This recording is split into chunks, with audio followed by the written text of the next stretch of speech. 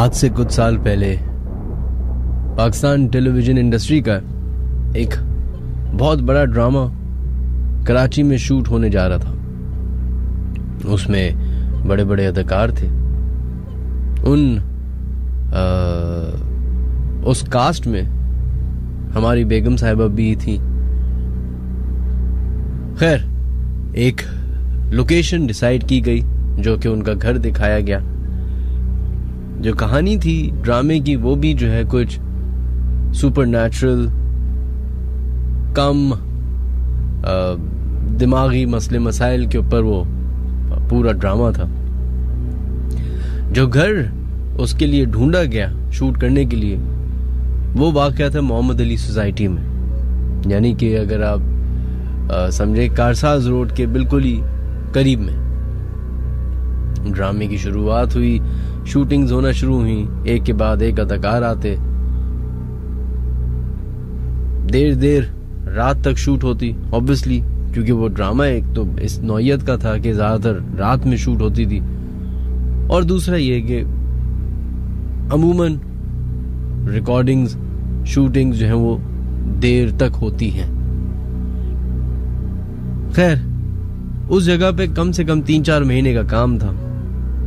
एक बहुत बड़ा सा घर 1200 गज पे, जिसका आधा पोर्शन जो था वो घर था, मकान था, और आधा पोर्शन बाग था, और बहुत ही हसीन खूबसूरत सा। ऐसा नहीं कि बिल्कुल ही नई कंस्ट्रक्शन हो, लेकिन पुरानी कंस्ट्रक्शन भी नहीं थी।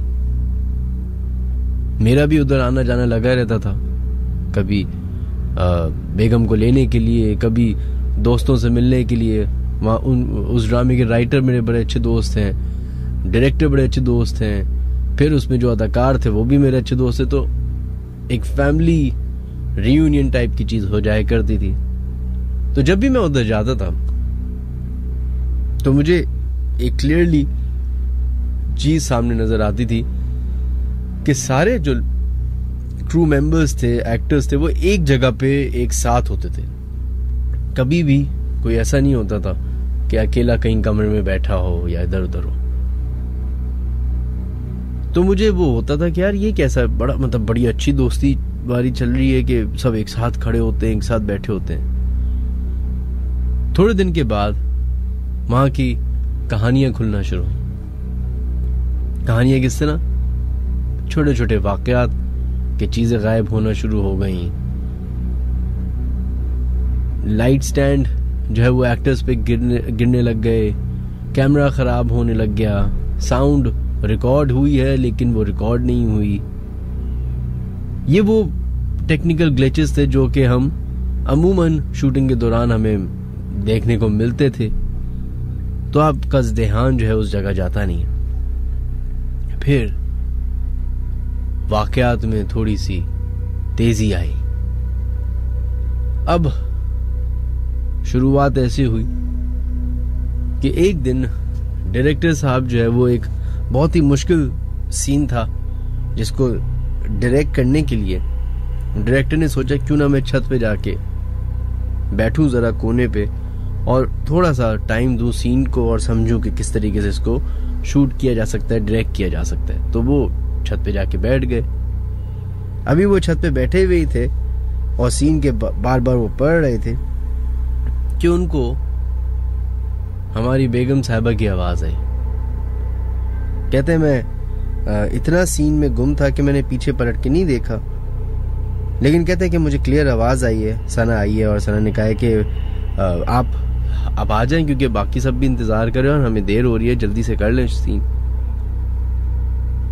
तो कहते हैं मैंने जवाब दिया, हाँ ठीक है बस मैं आ रहा हूं और तुम उनको भी तैयार कर लो। तो कहते हैं ये मैंने बोला और उसके बाद खामोशी हो गई। कहते मैंने पीछे पलट के देखा तो सना नहीं। कहते मुझे हुआ कि शायद हो सकता है चली गई हो, बोल के। कहते मैं नीचे चला गया। नीचे पहुंचा हूं तो मैंने देखा है कि कोई भी तैयार नहीं बैठा हुआ, सब अपने, कोई खाना खा रहा है, कोई कुछ कर रहा है तो कोई कुछ कर रहा है। तो कह रहे सना सामने मेरे बैठी हुई थी। तो मैंने सना से बोला कि भाई ऐसा तो क्या हो गया था कि तुम ऊपर आई मुझे बताने के लिए। तो सना कहती मैं तो पढ़ नहीं आई, मैं तो इधर ही बैठी हुई जब से, और मैं तो खाना खा रही हूँ, आपके सामने ही बैठी हुई हूँ, बाकी सब भी बैठे हुए। फिर वो बात आई गई कर दी। उसके बाद जो उस प्ले के राइटर थे वो एक दिन जो है वो, मैं पहुंचा स्टूडियो और वहाँ पे सेट पे, तो मेरे पास आए घबराते हुए। मैंने कहा क्या हो गया? कहते हैं यार इस घर में ना कुछ मसले हैं। मैंने कहा क्या मसले बताए? कहते हैं कि हम बैठे हुए थे कमरे में, तो मैं वॉशरूम, मुझे जाना पड़ा। कहते मैं वॉशरूम चला गया, वॉशरूम गया तो मैं वॉशरूम में बैठे हुए थे तो रोशनदान था उधर, और ये फर्स्ट फ्लोर पे बैठे हुए थे। तो कहते हैं कि मैंने बाकायदा देखा है कि रोशनदान से कोई झांक रहा है, और जैसे ही मैंने देखा आई कांटेक्ट हुआ तो किसी ने ऐसा लगा कि जंप मारी है। कहते हैं मुझे बहुत ही बुरी लगी ये बात कि कोई प्रोडक्शन का बंदा जो है वो बाथरूम में झांक रहा है और यहाँ पे फीमेल्स भी आ सकती हैं, और ये क्या हो रहा है। कहते हैं मैं फौरन निकला हूँ बाहर और जाके मैंने शोर शराबा शुरू किया कि क्या बदतमीजी, और ये कौन था, और मतलब हंगामा हो गया बाकायदा। तो सबने कहा कि कोई भी नहीं गया उधर, सब इधर ही मौजूद हैं, सीन चल रहा था तो कोई जा नहीं सकता, कैसे जाएगा? कहते नहीं कोई गया था और मैंने देखा है। तो कहते हैं चल के पीछे देखते हैं, हो सकता है कोई एक का दुक्का कोने में कोई बंदा बैठा हो और होता है ना क्या शरारतें कर रहे होते हैं। तो कहते हैं वो लोग गए ऊपर और उन्होंने जाके देखा तो परेशान ये हुए देख के कि जिस रोशनदान से उनको लगा था कि कोई झांक रहा है वहां पे कोई छज्जा ही नहीं था, यानी कि कोई खड़ा नहीं हो सकता था। कहते हैं कि मैंने बाकायदा इंसान को देखा है, आई कांटेक्ट हुआ है और फिर कोई वहां से नीचे गिरा है। उसके बाद सना के साथ एक वाकया हुआ कि वो कहती कि हम बैठे हुए थे सीन करने के बाद, तो कहती सना कि मेरा जो है वो जूड़ा बंधा हुआ था सीन के अंदर, बल्कि बाल खुले हुए थे। तो कहते मैं सीन करके आके मेरा सीन खत्म हुआ है, मैं सोफे पे आके बैठी हूँ तो दूसरी अदाकारा साथ में बैठी हुई थी। तो फिर होता ही है कि पहले एक मास्टर सीन होता है और फिर सोलो होते हैं एक एक एक्टर के। तो कहते मास्टर सीन हो चुका था, सोलो के लिए मैं बैठ गई थी, वेट कर रही थी। जैसे ही सोलो की बारी आई तो डायरेक्टर ने मुझे बुलाया कि आ जाए सना आपका सोलो है। तो कहते मैं गई हूँ उधर और मेरी जो साथी एक्टर थी वो कहती कि ये तुम अजीब हो, तुमने कंटिन्यूटी ब्रेक कर दी। कंटिन्यूटी का मतलब है कि जिस तरह आपने पहला सीन किया होता है फिर आपको 3 दफा उसी तरह सीन करना पड़ता है। कहते क्या हो गया? कुछ भी नहीं किया।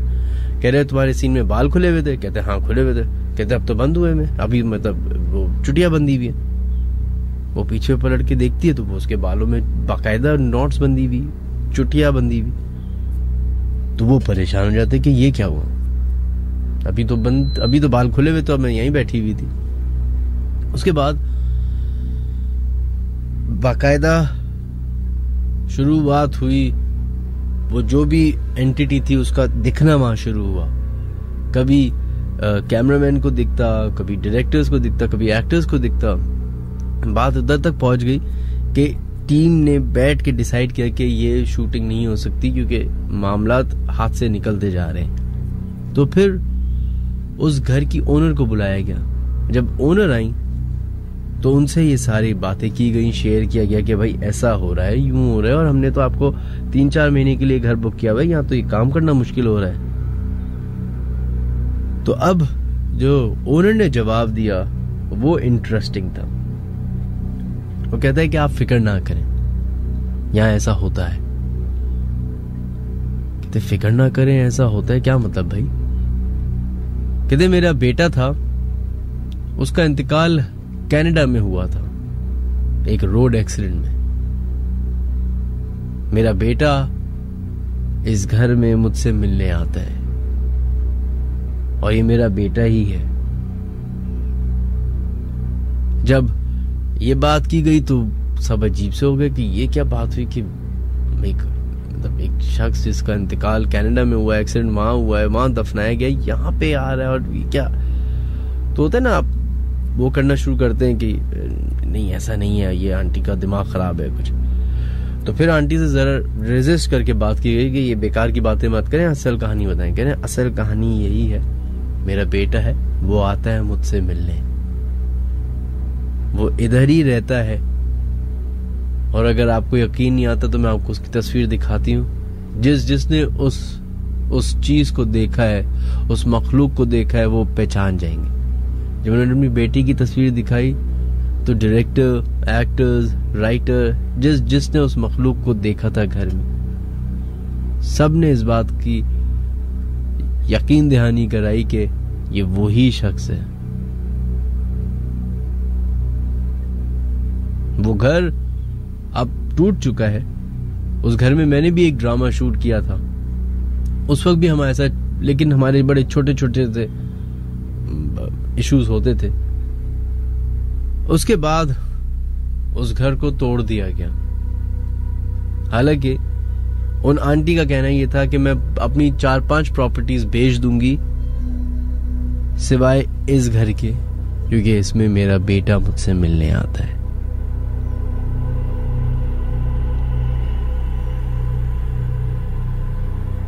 क्या ऐसा हो सकता है?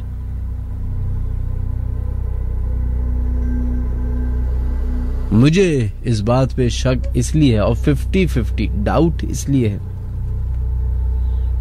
कि अभी रिसेंटली मेरी बहन का इंतकाल हुआ, आपको लोगों को मालूम है। तो मेरी जो भांजी है उसकी उम्र 7 साल है। तो उसने मेरी वालदा को बताया अभी परसों, क्या आपको पता है नानी, मैं पापा के साथ सो रही थी तो रात को अचानक से मेरी आंख खुली। ये 7 साल की बच्ची है जो बता रही है कि मेरी आंख खुली तो मुझे सर्दी लग रही थी। तो मेरी आंख खुली तो मैंने देखा कि मेरे लेफ्ट पे पापा सो रहे। जैसे मैंने करवट ली राइट पे तो मैंने मम्मा को देखा, यानी मेरी बहन को। और कहती है कि मेरी मम्मा ने मुझे बोला कि फातिमा सर्दी लग जाएगी, कंबल ओढ़ लो। तो कहती है मैंने कंबल ओढ़ा है और मैंने हाथ आगे बढ़ाया कि मम्मा आप कहाँ है, इस तरह करके। तो कहते मेरी आंखों के सामने वो गायब हो गई। अब मैं एज अ मामू ये बात सुनता हूं तो मेरा दिमाग एक तरफ तो ये कहता है कि ये नहीं हो सकता, बच्ची का वहम है। लेकिन इस वाक़े को मैं जब उस ड्रामे वाले शूट के वाक़े से जोड़ता हूं या मिलाता हूं तो फिर एक डाउट क्रिएट हो जाता है कि क्या पता ऐसा हो जाता हो कभी कभी। इस बात की तस्दीक क्या, इसका एक थर्ड पार्ट भी है जो मैं शो के आगे जाके आपको बताऊंगा। Ladies and gentlemen, friends and fellows, welcome to the Late Night Horror Show.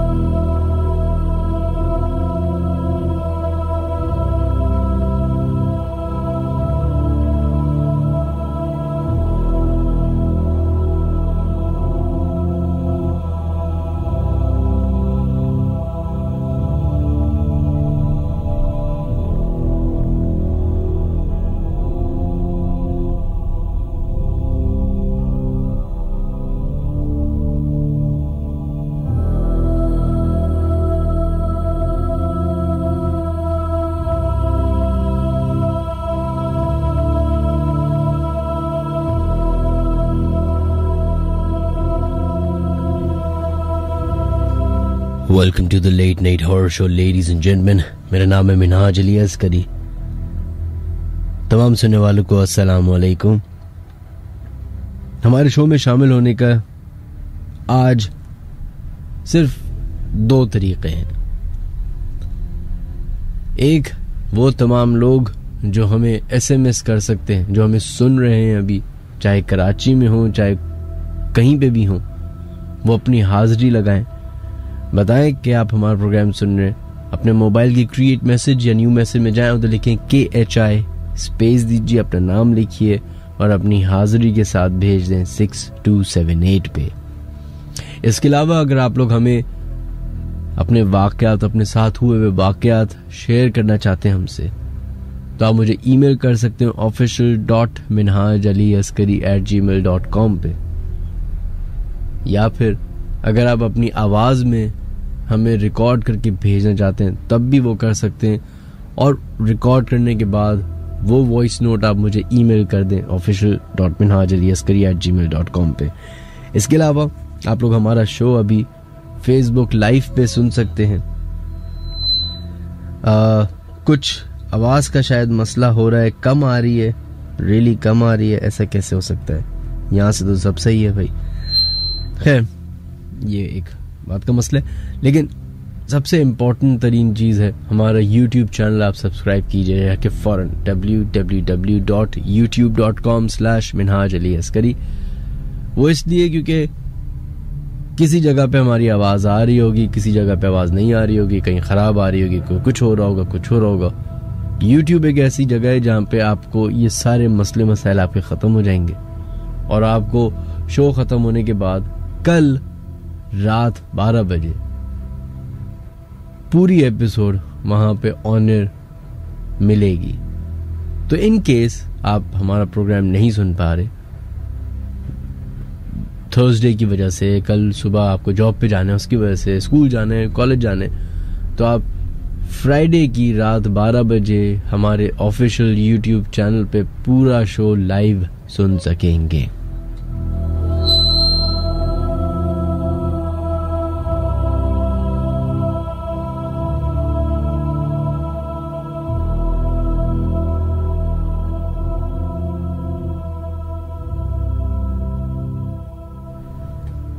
खैर जनाब, बढ़ते अपने फर्स्ट ईमेल की तरफ और देखते हैं कि ईमेल क्या कह रही है।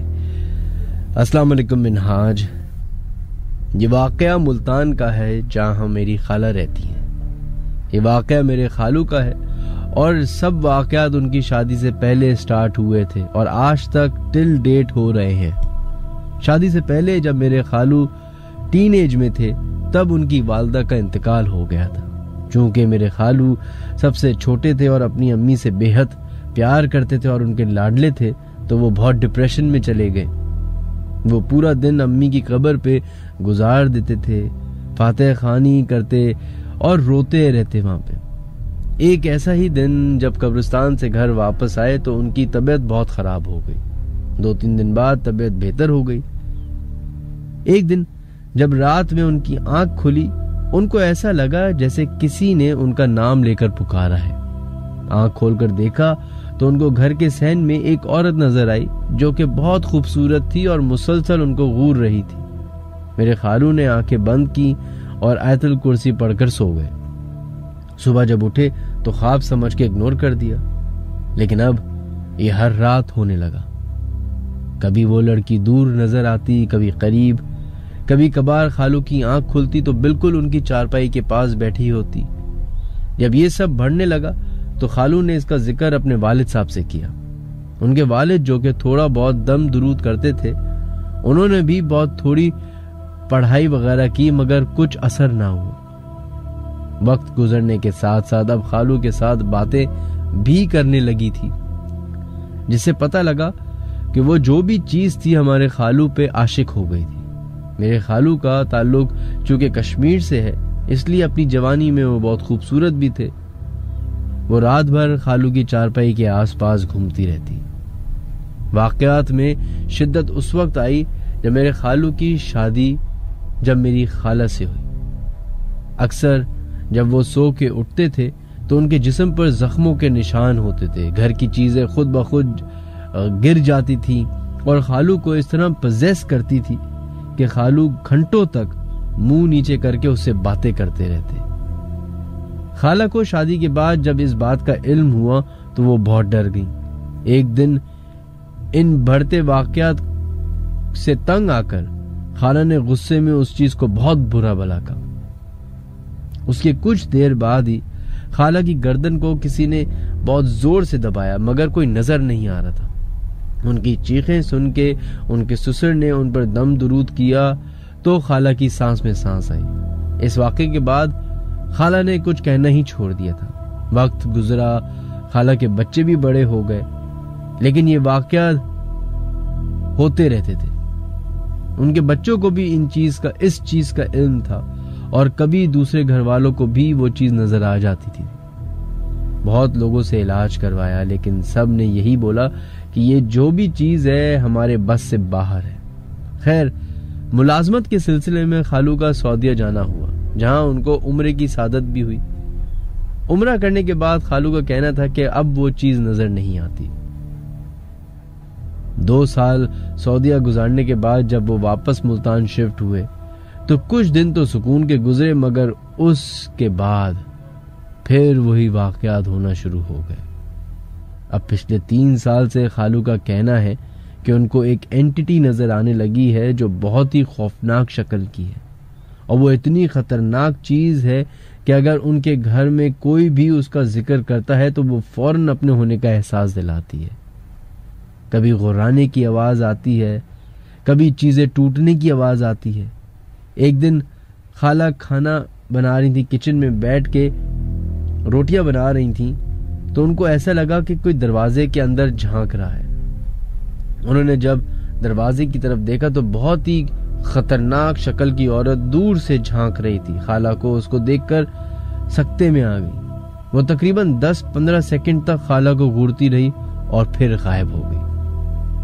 बहुत ज्यादा वाकयात जिनको एक ईमेल में कवर करना बहुत मुश्किल है। एक रीसेंट वाकया जो इस महीने ही हुआ है, मेरी वालदा मेरे भाई के साथ मुल्तान गई हुई थी। एक रात मेरा कजन और मेरे भाई बातें कर रहे थे। मेरे भाई ने कहा कि तुम सब ड्रामे करते हो, ऐसा कुछ भी नहीं होता।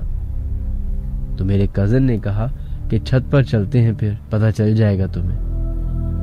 रात 2:30 बजे का वक्त था। ये दोनों छत पे खड़े थे और आपस में यही बातें लेकर हंसी मजाक कर रहे थे कि अचानक छत पे जो कमरा है उसकी खिड़की और दरवाजे से जोर से खड़कने जैसी जलजला आवाज आती है, जैसे जलजला आ गया हो। ये दोनों फौरन नीचे भागे। ये शोर सुनकर बाकी घर वाले भी उठ चुके थे। उन्होंने सबको बताया कि ये सब हुआ है छत पे। कुछ ही देर बाद सहन में छत से किसी ने पत्थर और ब्लॉक फेंकना शुरू कर दिए। थोड़ी देर गुजरने के बाद खालू ने एक कहा कि वो खौफनाक शक्ल वाली औरत रूम के दरवाजे पे ही खड़ी है। पूरे रूम में गुर्राने की आवाज आने लग गई। हमारी अम्मी ने कुरान शरीफ का विर्द शुरू किया तो रूम के दरवाजे पे किसी ने बहुत जोर से टांग मारी। खालू ने भाई और कजन को बहुत डांटा कि जब सब पता है तो ऐसी हरकत ही क्यों की। खैर, कुछ देर बाद सब कुछ नॉर्मल हो गया, लेकिन फिर रात भर डर के मारे कोई सो ना सका। शायद ईमेल में मैं इस तरह बयान नहीं कर पा रहा। वॉइस नोट भेजना चाहता था मगर डिस्टरबेंस की वजह से नहीं भेज पाया। वो जो भी चीज है वो अभी तक टिल डेट हमारे खालू के साथ है और उस घर में मौजूद है।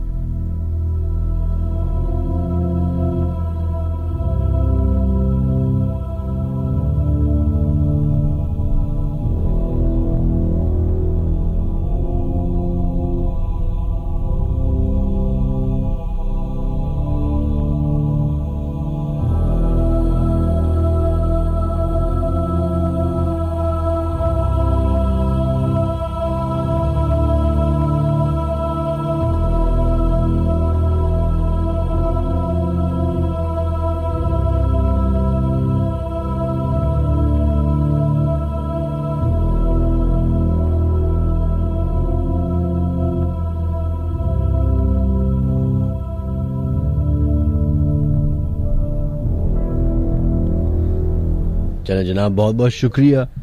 ये मंसूर हसन थे जिन्होंने अपना वाकया हमसे शेयर किया अपने खालू का। और ये फर्स्ट टाइम नहीं है कि इस नौयत की ईमेल हमारे पास आई हो, और ये बहुत एक कॉमन वाकयात में से एक है।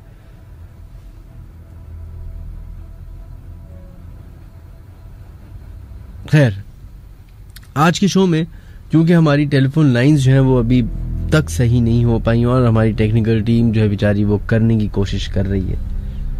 तो हमने सोचा कि क्यों ना ऑडियो टेप्स जो लोगों ने रिकॉर्ड करके भेजे हुए हैं उनको हम शामिल करें अपने शो में।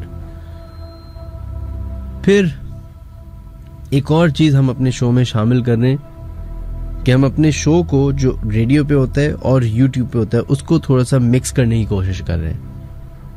कुछ चीजें जो यूट्यूब की एक्सक्लूसिव कंटेंट हैं जो कि सिर्फ आपको यूट्यूब पे मिलती हैं वो रेडियो वाले नहीं सुन पाते, तो मुझे थोड़ा सा अजीब भी लगता है।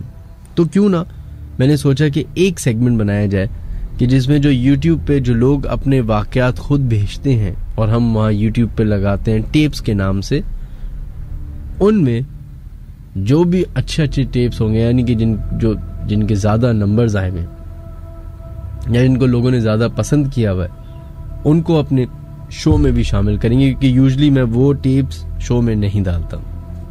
तो आज हम उनमें से एक टेप अपने शो में डालेंगे और कुछ हमारे पास और भी मजीद लोगों के वाकयात हैं ईमेल्स के जरिए जो कि हैं, और फिर वॉइस नोट्स हैं जो कि हम शामिल करते हैं।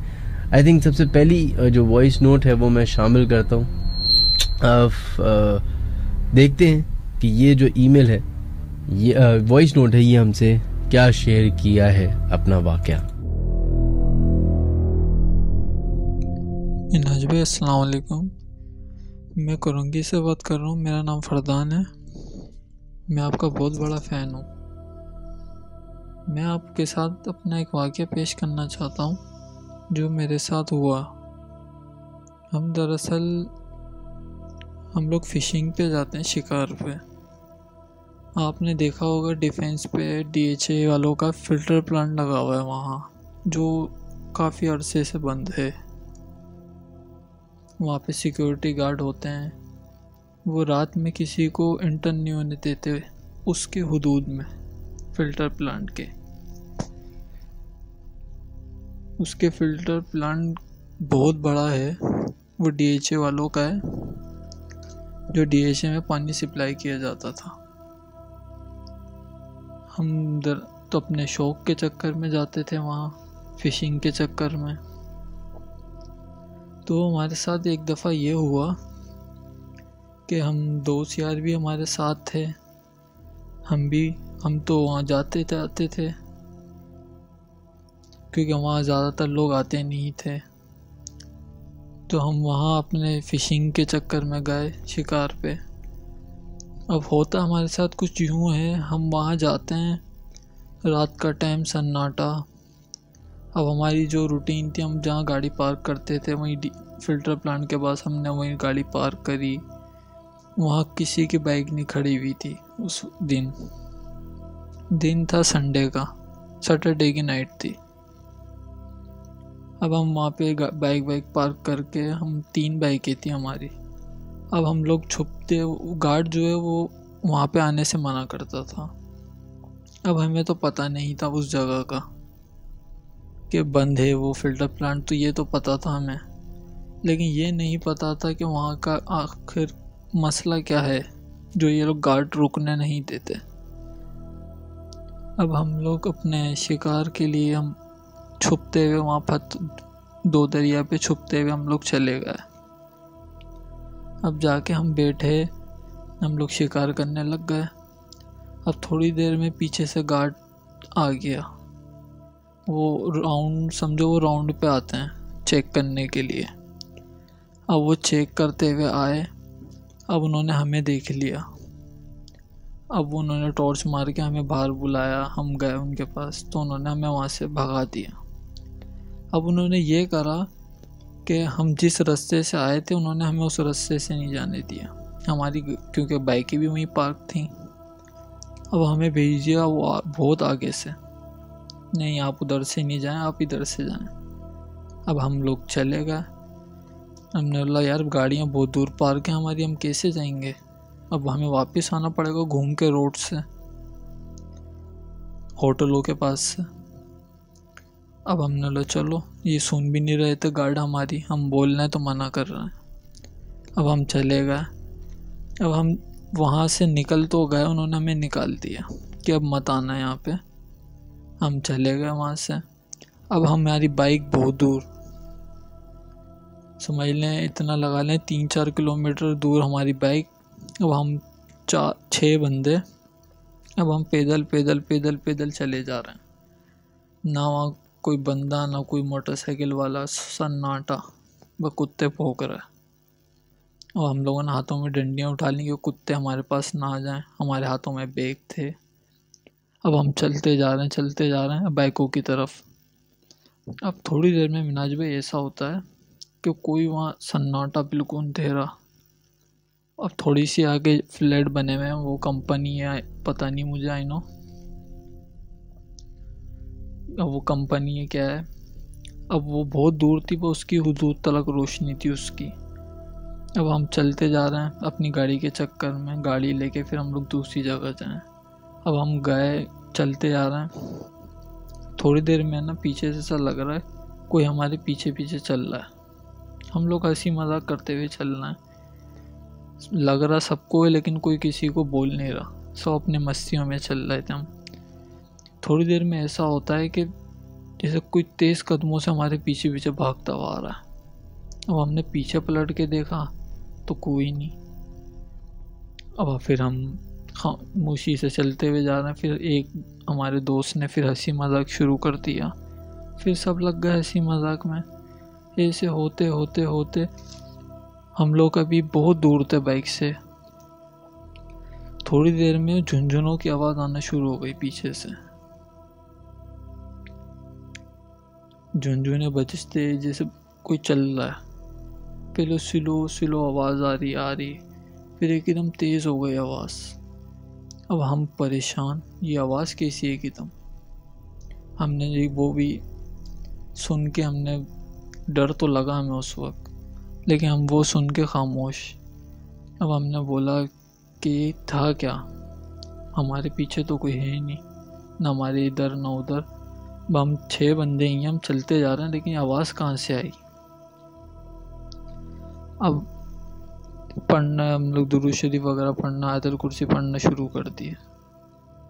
अब पढ़ते जा रहे हैं, चलते जा रहे हैं हम लोग। अब गाड़ी की समझ लें हम थोड़ी ही दूर पहुँचे थे। अब वहाँ जैसे ही देखते हैं बाइकों पे कोई बैठा है, हमारे 2 बंदे हमारी बाइकों पे ना बैठा है कोई, ब्लैक शैडो बाइक पे बैठा है। अब हम लोग देख के हम लोग रुक गए वहीं, मोबाइल की टॉर्च से हमारे हाथों में। अब हमने बोला बाइकों पे कौन बैठा है, हम समझे गार्ड होगा, क्योंकि उस DHA की हुदूद में हमारी बाइकें खड़ी हुई थी जो फिल्टर प्लांट लगा है। अब हमने बोला कि शायद गार्ड बैठे होंगे ये, क्योंकि 2 उस साइड भी गार्ड होंगे, इस साइड भी गार्ड होंगे। हमने बोला चलो बाइकें उठाते हैं, अपन निकलते हैं यहाँ से ना। अब हम लोग जैसे ही आगे बढ़े, हम देख रहे हैं हाँ बाइकों पे कोई बैठा है, हमारी 2 बंदे बैठे हुए हैं। ऐसे लग रहे थे जैसे सिक्योरिटी गार्ड की वर्दी होती है, इस वर्दी में। अब हम लोग ये गार्ड समझ के, मोबाइल की टॉर्च हमारे हाथ में थी, डंडे हमारे हाथों में, बैग हमने पहने हुए थे।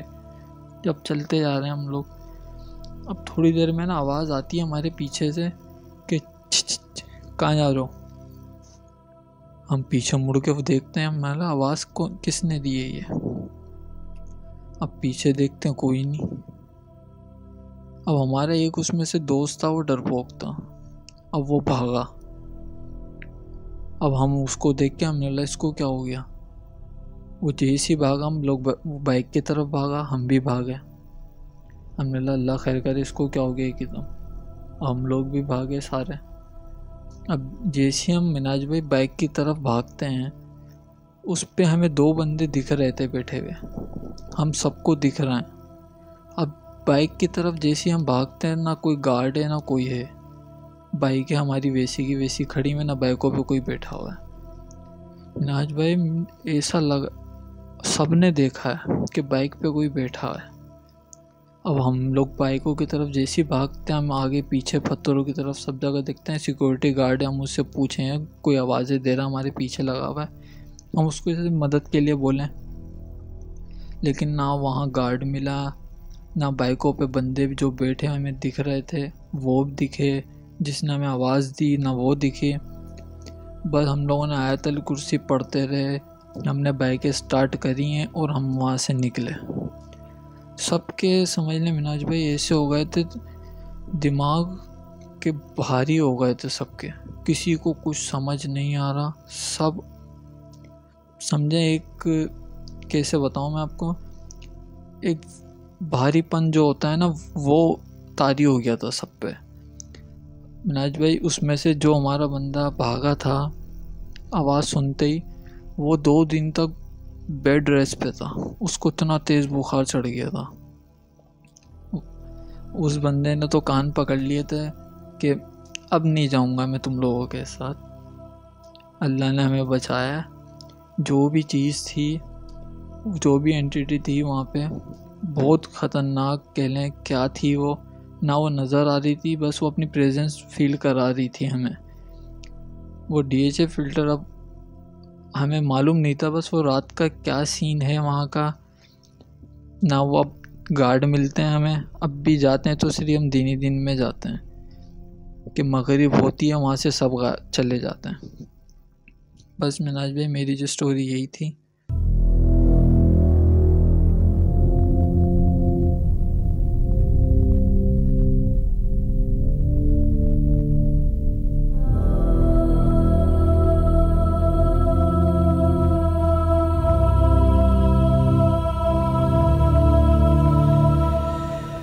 ऑलराइट, ये हमारे पहले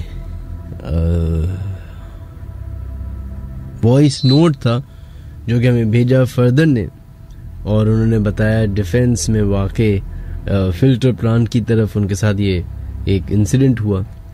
वो जिस इलाके की बात कर रहे हैं वो आई एम श्योर आप सबको अंदाज़ा हो चुका होगा, 2 दरिया का इलाका है।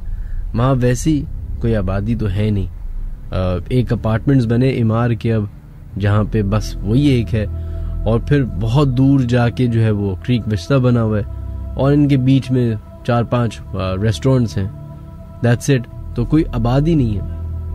जिस प्रिसाइज जगह की ये बात कर रहे हैं उधर मेरा बड़ा जाना है, क्योंकि मेरा घर करीब ही है। तो मैं अपने बेटे के साथ शाम में हम उधर ज़रूर जाते हैं। वहाँ लोग साइकिल कर रहे होते हैं, मैं अपने बच्चे को भी साइकिल करवा रहा होता हूँ, खुद भी भाग रहे होता हूँ, रनिंग कर रहे होते हैं। तो बड़ी एक पुरसुकून जगह है। लेकिन ये बात दुरुस्त है कि वहाँ पे स्पेशली उस जगह पे, वैसे तो 2 दरिया वाली साइड पे लोग रात को भी नज़र आते हैं आपको समंदर किनारे बैठे हुए, लेकिन उस जगह पे मगरिब से पहले ही लोग गायब हो जाते हैं। मगरिब का भी इंतज़ार नहीं करते, क्योंकि एक तो उसके थोड़ा सा कच्चा रास्ता है उधर जाने के लिए, फिर बराबर में ही कब्रिस्तान भी है, वो फेज 8 का कब्रिस्तान है, और फिर वहाँ पे लाइट नहीं है तो अंधेरा हो जाता है फौरन ही, और एक अजीब सी बेरौनकी है। होता है ना कि कुछ जगहें होती हैं हालांकि वहाँ पे कोई आबादी नहीं होती लेकिन रौनक होती है फिर भी, लेकिन कुछ जगह ऐसी होती हैं कि वो आबाद होती हैं, लोगों से भरी भी होती है, तब भी बेरौनक होती है। उस जगह की ये बात है। खैर वहाँ पे कभी मेरे साथ तो ऐसा नहीं हुआ कि कोई इस तरह का वाकया हुआ हो, लेकिन एक बात मुझे समझ में आती है कि हम लोग एक चीज़ बहुत गलत करते हैं। जैसे फॉर एग्जाम्पल मेरे साथ इस स्टूडियो में कुछ वाकया हो जाता है, मुझे कोई जिन नज़र आ जाता है या कोई एक्टिविटी हो जाती है इस तरह की, तो फिर सबको ये लगेगा कि अगर वो इधर आएंगे तो उनके साथ हो जाएगा। हालांकि ये गलत कॉन्सेप्ट है, ज़रूरी नहीं है। ये 100% बात पक्की नहीं है कि अगर मेरे साथ उधर वाकया हुआ है तो आपके साथ भी उधर वाकया होगा। तो इसलिए आप नोट करेंगे कि मैंने अपने शो में इलाकों तक ही लोगों को महदूद कर दिया। बताने का कोशिश मैं करता हूँ कि लोग उन अपार्टमेंट्स की, उन जगहों के नाम ना बताएं जहाँ पे पब्लिक जाती है, जहाँ लोग रहते हैं। ये ना हो कि किसी एक की वजह से बाकी लोग भी डरने लग जाएं या उनके डाउट्स आ जाएं उनके दिमाग में। खैर बहुत बहुत शुक्रिया। अगर आप लोग भी हमारे शो में शामिल होना चाहते हैं तो आप मुझे ईमेल कर सकते हैं, एक रिटन फॉर्मेट में भी, कि अपना वाकया में लिख के भेज दें official.minhajaliaskari@gmail.com पे, या फिर आप हमें अपनी आवाज़ रिकॉर्ड करके भी ईमेल कर सकते हैं, जो कि हम अपने शो पे चला सकते हैं।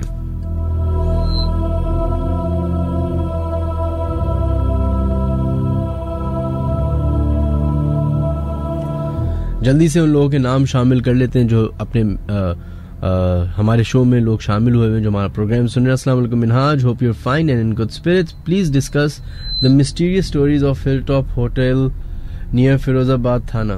ओके, जावेद साहब, देखिए तो आपने नाम ले लिया।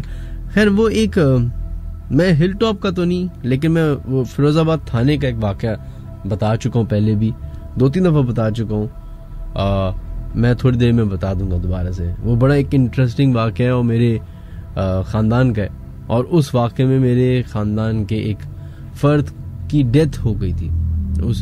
वो जगह इतनी ख़तरनाक है। खैर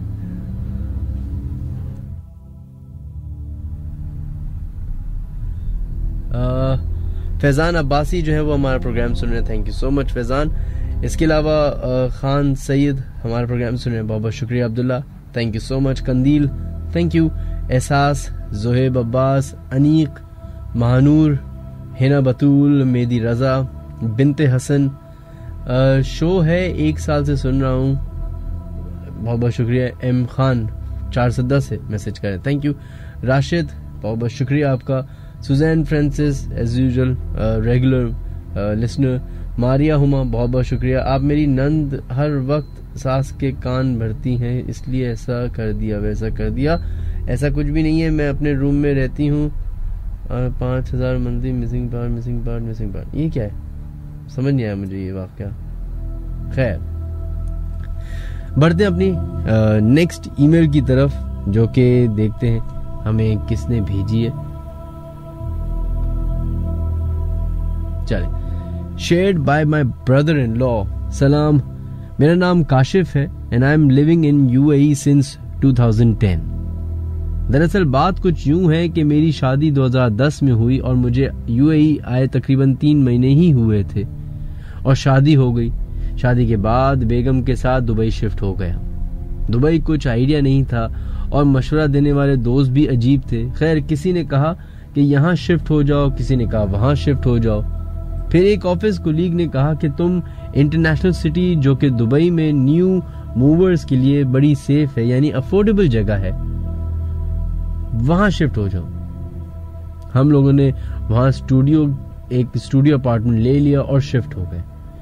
मेरे ऑफिस की टाइमिंग भी अजीब थी, यानी दोपहर 2 बजे से रात 10 बजे तक। एक दिन मेरी बेगम ने मुझे कॉल की और बोला कि आप फौरन घर आ जाएं।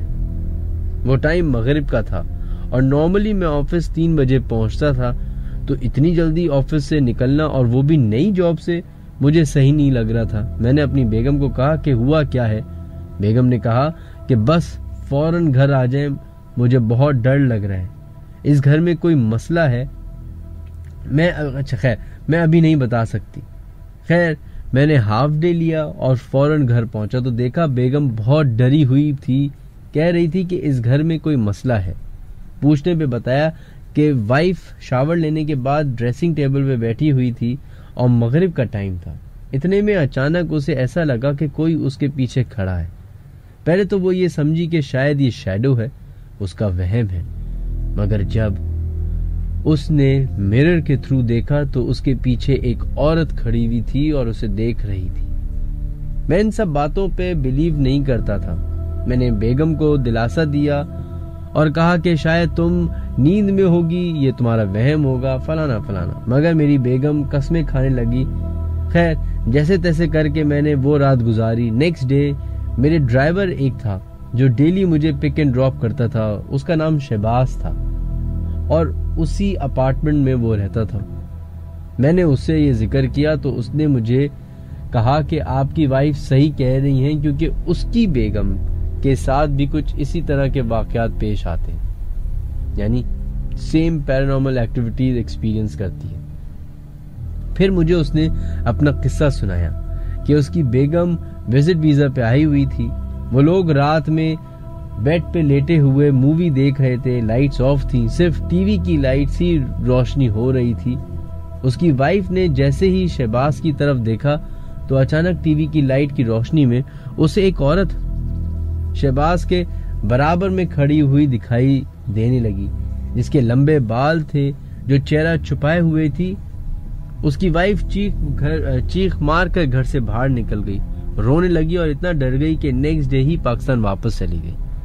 तब मुझे थोड़ा यकीन होने लगा कि शायद वहां भी कोई मसला है। मैंने फौरन गाड़ी घुमाई और फौरन घर गया तो देखा मेरी बेगम दोबारा बहुत डरी हुई सहमी हुई बैठी हुई थी। हमने वो अपार्टमेंट फौरन ही छोड़ दिया। बेसिकली जो हुलिया मेरी वाइफ ने मुझे बताया वही सेम हुलिया शहबाज ने भी मुझे बताया था, हालांकि मैंने उसे कुछ नहीं बताया था उस वाक़े के बारे में। आज तक कभी कभी मेरी वाइफ को उस तरह की औरत दिखती रहती है।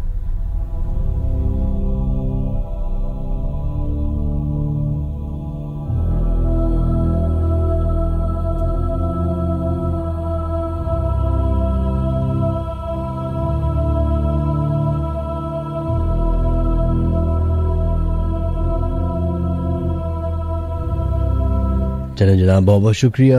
आप भेजने वाले ने अपना नाम तो नहीं बताया, लेकिन इस तरह के वाक़यात दुबई से बड़े मुझे ईमेल्स आई हैं। और जब मैं दुबई मैं दुबई गया था घूमने फिरने, तो मुझे वहाँ के लोगों ने भी बताया था।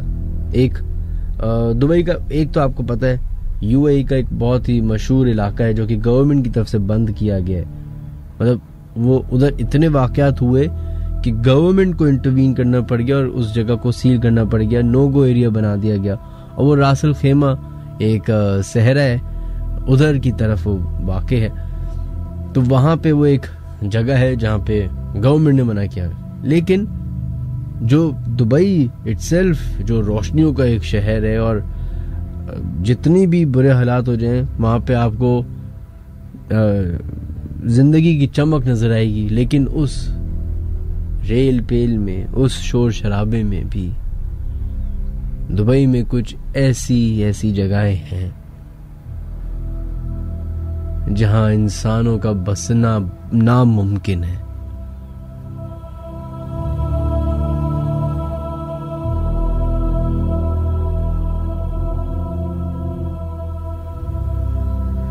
खैर जनाब, बढ़ते हैं अपने नेक्स्ट एक और वॉइस नोट की तरफ और देखते हैं कि अब हमसे क्या वाक़या शेयर किया जा रहा है। अस्सलाम वालेकुम मिनाज भाई, मेरा नाम शान असगर है और मैं आपसे अपने साथ रिसेंटली जो मेरे साथ एक वाक़या हुआ है वो मैं शेयर करना चाहता हूँ। मैं जिस अपार्टमेंट में रहता हूँ मैं उसका नाम नहीं ले रहा, लेकिन होता ये है कि हम दोस्त वगैरह अक्सर प्लान्स वगैरह बनाते हैं, तो होता है कि हम लोग एक साथ बैठते हैं कि भाई एक जगह बैठ जाएंगे सारे और फिर कोई गेम्स वगैरह हम लोग खेल लेते हैं। तो इसी तरह हम लोगों ने प्लान बनाया कि एक दोस्त की छत पे हम लोग बैठ जाते हैं, चाय भी पी लेंगे और फिर हम मोनोपोली वगैरह ये चीज़ें गेम्स वगैरह खेलते हैं। तो हम लोग फिर पहुंच गए, हम लोग खेल रहे थे। अब छत पे हमने कोई लाइट्स वगैरह का इंतज़ाम नहीं किया था, हमने कहा कि थोड़ा अंधेरा हो, थोड़ा अच्छा माहौल हो, सुकून से बैठेंगे। तो हम लोग नॉर्मली अपना बैठ गए और खेलना शुरू कर दिया हम लोगों ने। काफ़ी देर तक हम लोग खेलते रहे।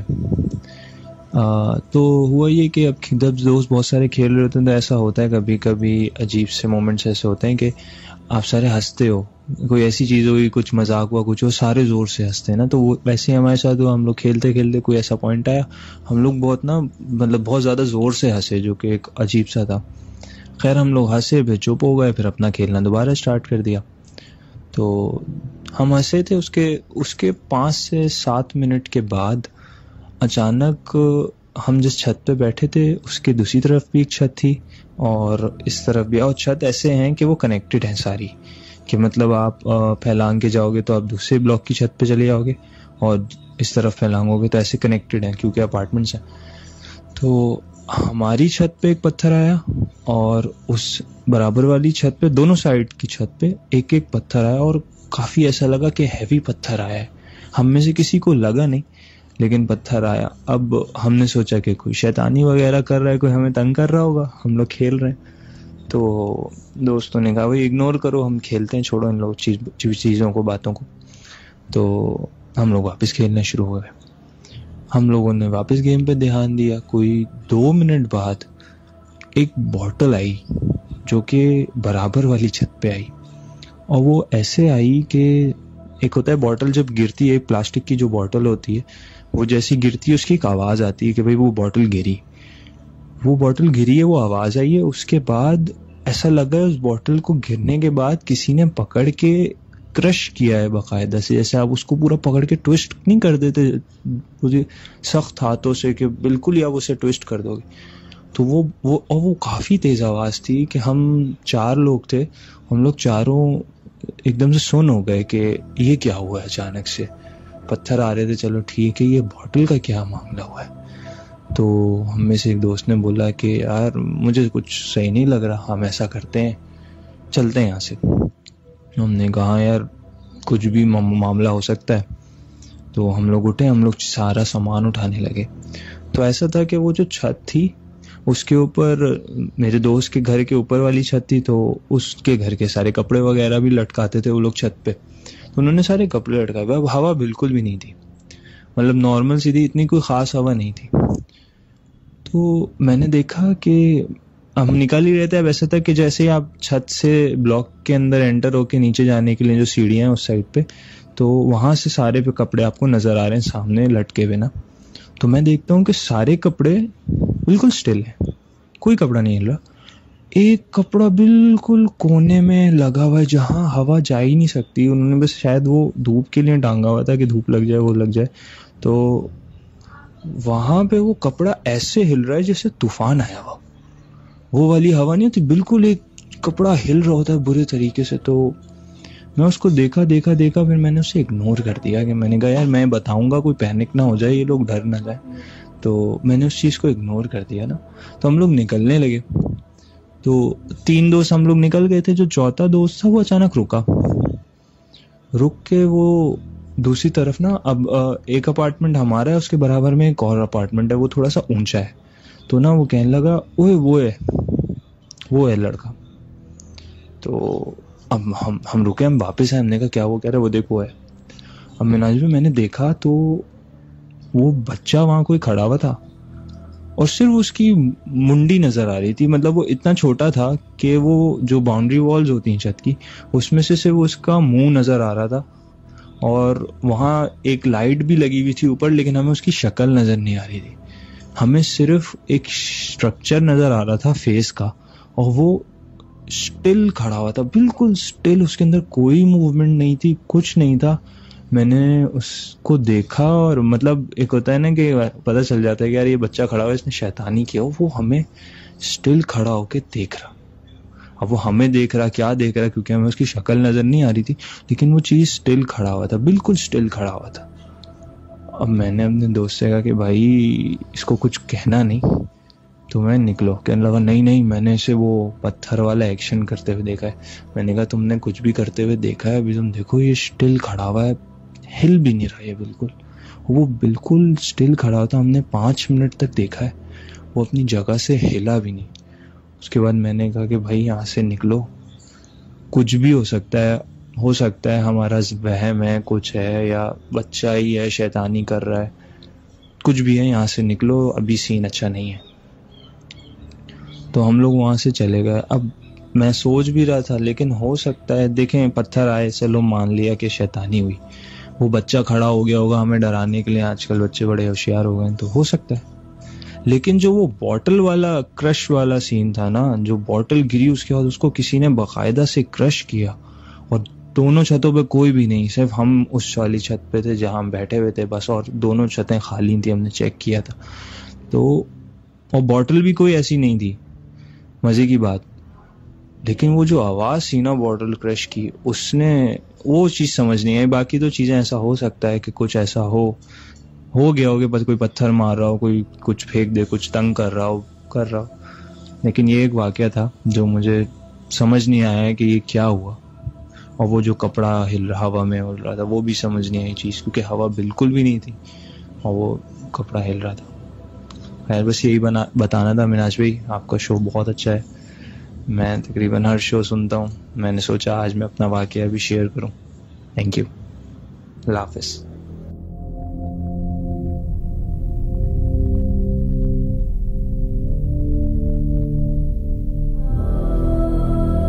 चलो जनाब, ये शान असगर थे जिन्होंने अपना वाकया हमसे शेयर किया। अच्छा, इन्होंने जो वाकया शेयर किया वो एक ऐसे बड़ी थिन लाइन होती है जिन्नात और आपके सोच के बीच में। सही है, हो सकता है, पॉसिबिलिटी है, लेकिन ये मेरी नज़र में पॉसिबिलिटी है। जिनके साथ गुजरता है उनको ज़्यादा बेहतर पता होता है कि हो सकता है कि ये एक इत्तेफाक हो कि वो बच्चा वहाँ खड़ा हो और वो आपको इस तरह देख रहा हो। और चूंकि मेरे छोटे भांजे भतीजे हैं, आप लोग के भी होंगे सुनने वालों के, तो आप लोगों को आइडिया होगा कि आजकल ये जो जनरेशन है ये यूट्यूब बहुत देखती है, तो यूट्यूब पे प्रैंक्स बहुत होते हैं। तो हमारी भांजी साहिबा भी जो है वो बड़े आजकल प्रैंक करती रहती है। आप उनको कॉल करें तो वो कुछ नहीं बोलेगी, सिर्फ सांसों की आवाज़ें आ होंगी। तो मैं पहले जब हुआ तो मैं डर गया कि ये क्या हो रहा है, और हलो हलो करता रहा। खैर, तो उन्होंने बोला मैं प्रैंक, हो सकता है कि वो बच्चा जो है वो जो दूसरी बिल्डिंग में खड़ा हो वो आप लोगों के साथ प्रैंक कर रहा हो। मैं अजम्पशंस कर रहा हूं अभी, लेकिन जिस तरह आपने बताया, अगर इसी तरह हुआ तो आपने एक बहुत अच्छा डिसीजन लिया कि आपने फजूल में जाके जो है ना उंगली नहीं की, और ये नहीं हुआ कि आपने जाके ओवर पावर करने की कोशिश की हो। वाइस डिसीजन ऐसे केसेस में ये होता है कि आप इग्नोर करें और उस जगह से निकल जाएं, अगर आपको नहीं मालूम कि आप किस चीज को फेस कर रहे हैं, अगर डाउट्स हैं। हाँ, अगर असली में वहां कोई बच्चा होता तो ऑब्वियसली आप जाके उसके कान भी पकड़ सकते थे और मतलब उसके माँ बाप को भी पकड़ सकते थे कि क्या बदतमीजी है। लेकिन जो जो जो सिनेरियो आपने बताया कि जीरो मूवमेंट और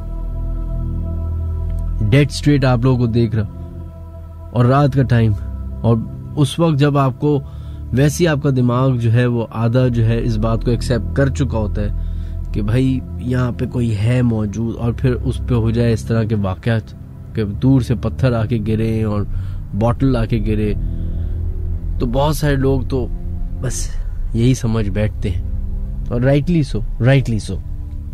खैर, बहुत बहुत शुक्रिया, आपने अपना वाक़या हमसे शेयर किया।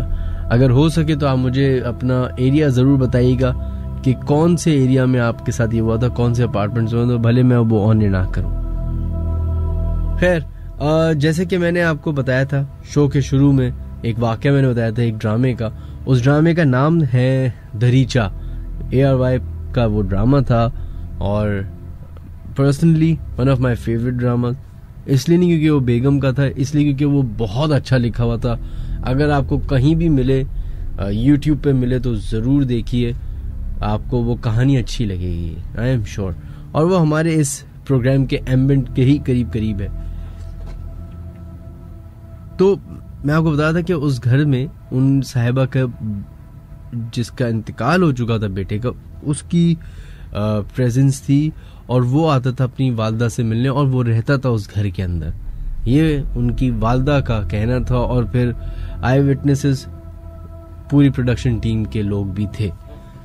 इसी तरह का वाकया अभी हम लाइव स्ट्रीम में करता हूँ हर संडे को अब यूट्यूब पे। तो एक साहब जो केडी ऑफिसेस में रहते हैं, उन्होंने हमसे वाकया शेयर किया, और वो वाकया शेयर इस तरह किया कि वो कहते हैं कि 1991 की बात है कि वो अपने दोस्तों के साथ इस टीपू सुल्तान रोड से टूवर्ड्स कारसाज की तरफ जा रहे थे। पार्क मेडिकोज है वहाँ पे कॉर्नर पे, उसके ऊपर अपार्टमेंट्स हैं, वहाँ उनके दोस्त रहते हैं, उनको वहाँ ड्रॉप करना था, और वहाँ से फिर वो उनको केडी ऑफिसर्स जाना था। तो कहते हैं हम उस रोड पे जा रहे थे, शायद टीपू सुल्तान वाली रोड पे, रात का टाइम था। तो उन्होंने देखा कि एक लड़की यंग सी, बहुत ही हसीन खूबसूरत सी, चलती हुई नजर आई उनको। 91 वो दौर था जब बहुत हालात खराब थे, ऑपरेशन हो रहा था कराची में, और वैसे भी कभी भी कराची के हालात इतने जबरदस्त नहीं रहे, लेकिन वो टाइम बहुत खतरनाक था। कहते हम परेशान हुए कि इतनी रात को, और 17-16 साल की बच्ची हसीन वाइट लिबास में ये क्या कर रही है, क्या हो रहा है। तो इन्होंने कहा कि चलो पूछ लेते कोई मदद या कोई, ये तो नहीं कि कोई मेंटल पेशेंट। तो कहते हमने अपनी गाड़ी रोकी, जैसी गाड़ी रोकी वो कहते हैं वो लड़की हमारी आंखों के सामने गायब हो गई। कहते हमें बड़ा अजीब सा लगा, डर लगा कि हमारी आंखों के सामने गायब हो गए, और 2-3 दोस्त बैठे हुए थे तो दोनों के सामने गायब हो गए। कहते हम भगाते हुए जो है गए, मैंने अपने दोस्त को ड्रॉप किए और मैं अपने घर चला गया हूँ। नेक्स्ट डे अपने दोस्त के पास दोबारा आए तो दोस्त ने बताया कि यार ये इस तरह का वाकया यहाँ पे होता रहता है, और इस औरत को एक मखसूस जगह जाते हुए देखा गया है अक्सर। तो कहते हैं वो कौन सी जगह है जहाँ पे देखा गया, कहते हैं यही टीपू सुल्तान रोड की तरफ मोहम्मद अली सोसाइटी में एक घर है वहां पे। तो मैंने कहा कि पता नहीं है क्या चक्कर है, और मतलब शेडी हरकत तो नहीं हो रही या कुछ क्या है, इनक्विजिटिव नेचर। उस जमाने में इतने वो प्रॉब्लम्स भी नहीं थी ना कि बंदा डिसऑनेस्ट है या ट्रस्ट के इश्यूज हैं। तो कहते हैं हम लोग जो है उस घर की तरफ गए जिस घर की तरफ वो औरत नजर आती थी। कहते हैं हम लोग उस घर की तरफ गए तो हमने देखा घर बहुत ही बुरे हाल में, आधा टूटा हुआ आधा बना हुआ, तो और उसका गेट भी बंद हुआ हुआ। कहते हैं हमने नॉक किया तो किसी ने दरवाजा खोला नहीं, तो कह रहे हम फैलांग के गए। अब अंदर जा रहे तो बिल्डिंग थी घर की बनी हुई, और जैसे ही वो थोड़े से आगे गए तो पीछे की तरफ वहां पे उन्होंने देखा कि एक कुर्सी पे एक साहब बैठे हुए, एक बुजुर्ग। वो उनको देख के अचानक से परेशान हो गए, ये भी उनके पास गए तो उन्होंने कहा कि अंकल हम बहुत देर से दरवाजा खटखटा रहे थे, कोई दरवाजा नहीं खोल रहा था, हम असल में प्रॉपर्टी खरीदना चाह रहे हैं इस इलाके में, आपका घर देखा तो सोचा कि पूछें कि आप क्या बेचना चाहते हैं। तो उन्होंने कहा कि आप यहां से फौरन निकल जाए वरना आपके लिए अच्छा नहीं होगा। इनको कुछ बात समझ नहीं आई, इन्होंने थोड़ी और बात करने की कोशिश की तो अंकल ने और गुस्से में आके बोला कि आपको जो मैं कह रहा हूं वो सुन ले, यहां से निकल जाए वरना आपके लिए अच्छा नहीं होगा। ये लोग फौरन उल्टे पैर भागे अपने घर गए तो अपनी वालदा को उन्होंने बताया कि ये इस तरह का वाकया हुआ, हमें इस तरह की औरत नजर आई और फिर इस तरह का एक घर वहां पे मौजूद है। तो अम्मा और बहन भी थोड़े से इंक्विजिटिव, आपको पता है ना जब इस तरह के वाकयात हो तो इंसान जरा इंक्विजिटिव हो जाता है, नेचर है। तो उन्होंने कहा कि चलो ठीक है हम भी अपनी तरफ से देखेंगे जाके। माँ और बहन भी चले गए उस इलाके में, उस घर में। उन्होंने बैल बजाई तो वो साहब जो है बुजुर्ग उठ के बाहर आए। उन्होंने कहा कि देखे हम घर देखना चाह रहे हैं, और वही जो आप एक कहानी उन्होंने बनाई। उन्होंने कहा नहीं बीबी मैं घर तो नहीं बेच सकता, और बड़ी उनसे बातें हुई। फिर उन्होंने बताया कि आखिर माजरा क्या है। कहते हैं कि ये मैं, मेरी बेटी और मेरी बेगम इस घर में रहते थे, हमने बड़े मेहनत से ये घर बनाया था। फिर 17 साल की उम्र में मेरी बेटी का मर्डर हो गया, उसका रेप हुआ और उसका किसी ने मर्डर कर दिया, और अभी चंद सालों पहले ही मेरी बेगम का भी इंतकाल हो गया है। अब मैं इस घर में अकेला हूं और मैं इस घर को छोड़ के नहीं जा सकता। तो पूछते हैं कि इतनी बड़ी प्रॉपर्टी है, आप अकेले रहते हैं, हैंडल कर नहीं पा रहे, क्यों नहीं जाना चाह रहे? कहते हैं इसलिए क्योंकि मेरी बेटी मुझसे मिलने आती है रोज। ये सुनना था और वो फैमिली थोड़ी सी अजीब हो गई कि यार ये क्या चक्कर है, मतलब क्या मतलब? कहते मेरी बेटी मुझसे मिलने आती है, इसलिए मैं ये जगह कभी भी नहीं छोड़ूंगा, और हो सके तो आप लोग भी इस जगह कम से कम आया करें। अब चूंकि बड़ी बातें हो चुकी थी तो इनकी फैमिली टर्म्स हो गए। वो साहब जो थे वो भी इनसे बुजुर्ग से मिलने आ जाए करते थे कभी ना कभी, क्योंकि बुजुर्ग अकेले रहते थे तो कभी कोई खाना लेके आ गया, कभी कुछ। तो वो कहते हैं कि जब भी हम उनके घर में होते थे तो अंदर हम बाहर बैठे होते थे सहन में, जीने में, और अंदर घर के अंदर हमें एक्टिविटीज होती हुई नजर आता था। कोई बच्ची जो है वो 17-16 साल की, वही औरत जो हमने देखी थी उस रात, वो वहां पे घूमती भी नजर आती थी, कभी कॉरिडोर में, कभी ऊपर छत पे, कभी कमरे में। और कहते हैं हमने जाके चेक भी किया कि अंदर शायद हो सकता है अंकल ड्रामेबाजी कर रहे हो, कुछ हो, तो अंदर कोई नहीं होता था। कहते हैं मुझे मेरा शक उस वक्त क्लियर हो गया जब मैं ये पूरा मैटर लेके लोकल पुलिस स्टेशन के अंदर गया और वहां पे मैंने अपनी सोर्स लगा के जरा पता करवाया कि क्या ऐसा हुआ था। तो उस पुलिस स्टेशन के रिकॉर्ड के हिसाब से FIR कटी थी, एक 17 साल की लड़की का रेप हुआ था, मर्डर हुआ था, और उसी के सर्वेंट ने, उन्हीं के मुलाजिम ने उसका मतलब ये किया था और फिर उसको पकड़ भी लिया गया। फिर ये साहब जो है 3-4 साल के लिए पाकिस्तान छोड़ के कनाडा चले गए। वापस आए तो फिर उनसे अंकल से मिलने गए। जब गए तो उन्होंने देखा कि बिल्डिंग, वो जो घर था वो थोड़ा सा टूट रहा था। तो वहां जो मजदूर थे, उन मजदूर से पूछा कि भाई वो साहब कहाँ गए, वो बुजुर्ग कहाँ गए? कहते हैं वो घर बेच के चले गए, अब वो नहीं रहते यहाँ पे। तो ये बड़े अजीब से हुए। इन्होंने कहा ये कैसे हो गया? वो तो कहते थे उनसे नहीं बेचेंगे। खैर, उसके बाद 2-3 दिन के बाद ही उस जमाने में अखबार में खबर आई कि KDA मोहम्मद अली सोसाइटी में एक ही घर के अंदर 12 मजदूरों की लाशें मिली। जब इन्होंने ये खबर देखी तो इनके दिमाग में अचानक से घंटी बजी। है वहां पहुंचे तो पता चला ये उसी घर की खबर थी।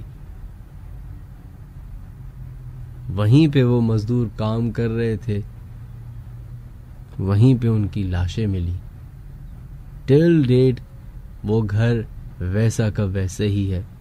वहां कंस्ट्रक्शन करने की लाख दफा कोशिश की है, पर आज तक कंस्ट्रक्शन हो नहीं पाई। कहा जाता है कि अभी भी वो बच्ची, वो लड़की, वो उसकी रूह वहां नजर आती है लोगों को।